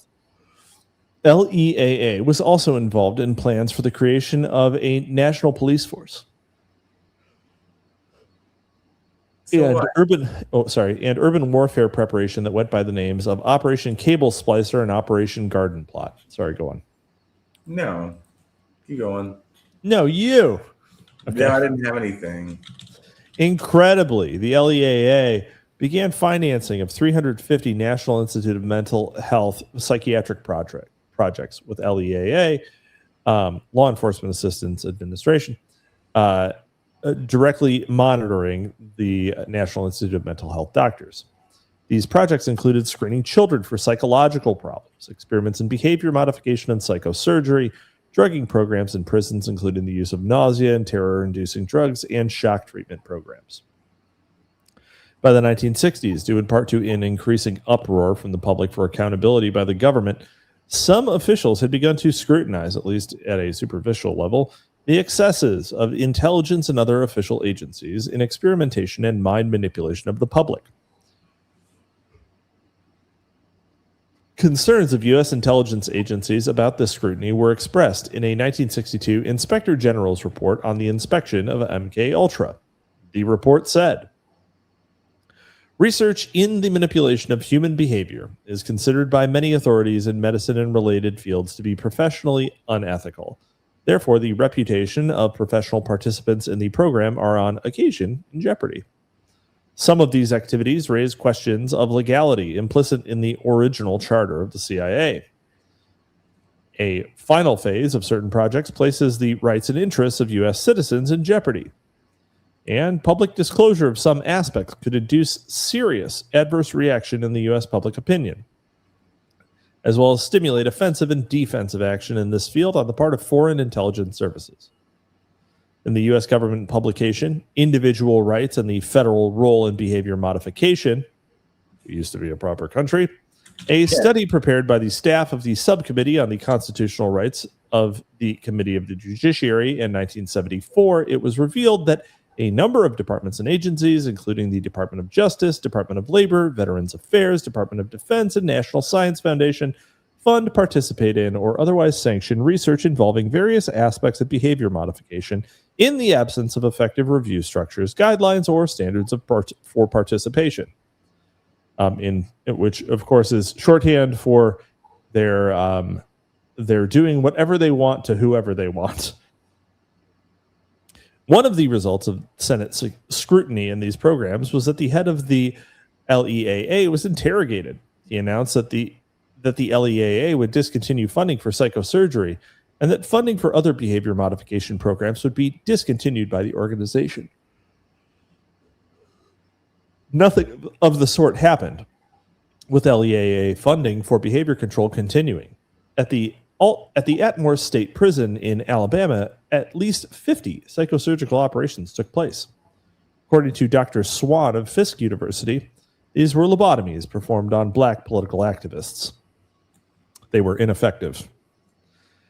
In 1977, a Senate hearing into Central Intelligence Agency drug experimentation was launched, which had the effect of driving CIA programs underground. According to ex-CIA agent Victor Marchetti, to secure the survival of their projects, networks, and funding, the mind controllers had to a great degree abandon scientific and military laboratories and seek deeper cover.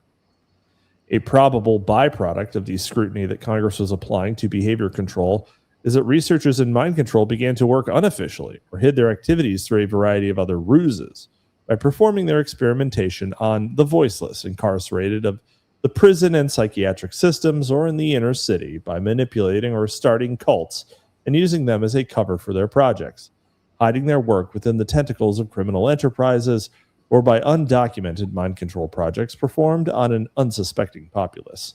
Reasonable observation. Now, for the sake of secrecy, there would be no official paper trail.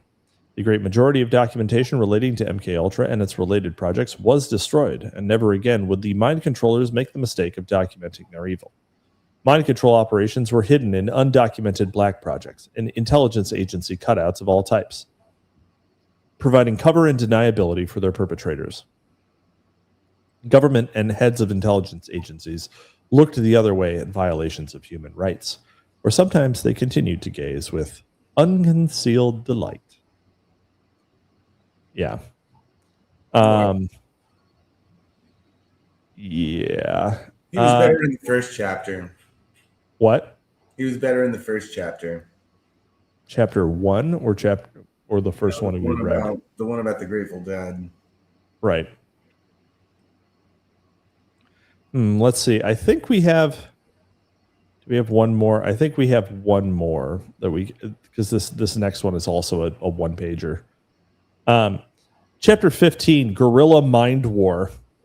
Great title for such a short chapter. The Symbionese Liberation Army, the revolutionary group that kidnapped heiress Patty Hearst in 1974, like Jonestown, was created at the fringes of U.S. intelligence. Group's leader, Donald DeFreeze, known as Cinque, was employed as a paid informant by the LAPD, by the LAPD's Public Disorder Unit from 1967 to 69. Then directed the Black Cultural Association at the prison, descriptively titled the Vacaville Medical Facility, which frequent listeners will recognize as Cowtown, which researcher Alex Constantine has alleged to be a covert mind control unit with funding from the CIA channeled through the Stanford Research Institute. No way. Behavior modification was performed on DeFreeze at Cowtown, where documentation suggests electronic brain implanting and lobotomies, among other techniques, have been employed. West was at Vacaville. A Black Cultural Association was run by Colston Westbrook, a Black CIA expert in psychological warfare who had participated in the Operation Phoenix assassination and mind control program in Vietnam. Westbrook's controller is alleged to have been the CIA's William Herman, the man who originated the idea of the violence center that Jolyon West would champion during Reagan's governorship of California. Veteran conspiracy watcher Mae Brussel asked, why was CIA agent Colston Westbrook educated in psychological warfare and the indoctrination of assassination and terrorist cadres chosen to select and train the group that became the Symbionese Liberation Army? Joseph Ramiro and Nancy Ling Perry, important to the Symbionese Liberation Army for military tactics and cover story rhetoric, were dependent upon drugs. Both were political conservatives with a kill a commie for Christ background based. Their transition into radicals could have been assisted by the same chemical and psychological controls our intelligence agencies are using and expanding and experimenting with daily. Bill and Emily Harris and Angela Atwood worked together as a mod squad narc team back home in Indiana for the Indiana State Police. What brought them all scurrying to the Bay Area in the summer of 1972? Russell Little and Robin Steiner, college chums from the University of Florida, drove out together from Florida to Oakland in the summer of 72. Though neither had shown any previous interest in blacks or prisoners, both immediately began working with Colston Westbrook and Donald DeFreeze at Vacaville. Camilla Hill and Patricia Soltwick were at least authentic residents of the Berkeley community. What controls were used to draw them into the SLA and ultimately to their deaths in Los Angeles? According to Brussel, in March 1974, a prisoner in Soledad was offered a chance to escape by 3 prison officials if he would join the SLA army. Eris Hurst, abducted by the SLA, was subjected to sophisticated mind control programming that turned her into a changeling, as defined by CIA brain banger Louis Jolyon West, who commented on her case, who was part of her defense team. Prolonged environmental stress or life situations profoundly different from the usual can disrupt the normally integrative functions of personality. Individuals subjected to such forces may adapt through dissociation by generating an altered persona or pseudo-identity. According to West, Patty Hearst, violently abducted by members of the Symbionese Liberation Army in February of 1974, was brutalized, raped, tortured, and forced to participate in illegal acts, beginning with the bank robbery for which she was later, in our view, wrongly convicted. The traumatic kidnapping and subsequent 2 months of torture produced in her a state of emotional regression and fearful compliance with the demands and expectations of her captors. This was quickly followed by the coerced transformation of Patty into her alter ego, Tanya, and subsequently, less well known to the public, into alter ego Pearl, after additional trauma over a period of many months. Tanya was merely a role coerced on pain of death. It was Pearl who later represented the pseudo-identity which was found on psychiatric examination by one of us, Jolyon West, shortly after Hearst's arrest by the FBI. Chronic symptoms, PTSD, were also prominent in this case. According to Dr. Colin Ross, Jim Jones and the People's Temple were closely connected to the SLA. Jim Jones was a good PR guy. When Patty Hearst was kidnapped, he offered William Randolph Hearst a program to set up a collection and donation of money to pay the ransom to the SLA. The SLA was demanding something like $170 million from Hearst for the release of Patty Hearst. Jim Jones offered to set up this fund, but Hearst said no. The next outcome was that the SLA also wanted food donated to poor people that they said they were representing in a revolution. So a committee was set up to do food distribution, financed by Hearst. According to his book, the way that food distribution was done was Jim Jones got control of the mechanisms and brought people down from the People's Temple to the homeless and poor people who received the food. And the same food was distributed around the network 6 times, constantly being picked up by new People's Temple people and taken back to the distribution point. So actually only 1/6 as much food was purchased as it appeared, and the rest was skimmed by the People's Temple. One person who survived the Jonestown deaths related that Hearst's boyfriend, Stephen Weed, had been to the People's Temple compound in Ukiah and was seen talking to Jim Jones 3 months prior to the kidnapping of Hearst. Another example of government funding of counterculture political groups involved terrorism. According to Associated Press report from January 10th, 1976, the FBI created and funded a group called the Secret Army Organization, SAO. In the early 1970s, the San Diego Union reported. The SAO, a division of the Weather Underground, was involved in urban guerrilla warfare, including murder, kidnappings, and bombings, and arson, and was, according to the Associated Press, a centrally designed and externally financed infrastructure designed for terror and sabotage. These attacks were sanctioned by the nation's most powerful and highly respected law enforcement agency, the FBI. The San Diego Union reports that the SAO was guided and funded by Howard Barry Godfrey, who paid the expenses of the secret army, recruited new members, supplied the explosives, and picked out targets. Godfrey was a paid FBI informer who had helped found the SAO on the orders of the FBI.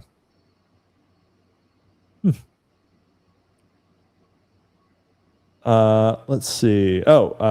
Pseudo-identity. And so the quotes from West were in Dissociation, Clinical and Theoretical Perspectives, the 1994 edition. That is a textbook, like basically an introductory textbook on dissociation, which I think is still in curriculums. Still being used? Yeah. I have a copy of that.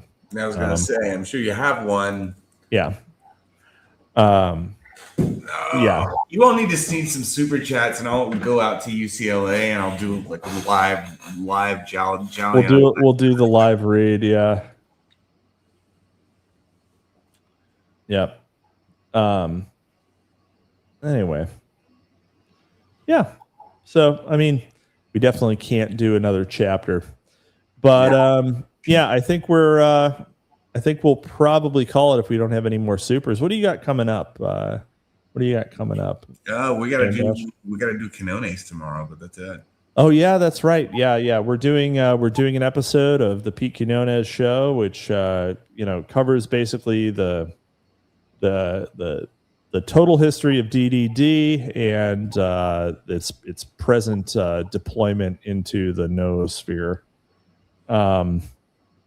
which is based on a talk that we gave in person. Yep. Randall Shirker sends $5 and says, "Dance, Sandbatch, dance. Be glad I've got a slate truck in a few months for scrap hauling and junk removal." I don't know about the slate trucks, Shirker. I hope it's nice. I hope it actually is nice.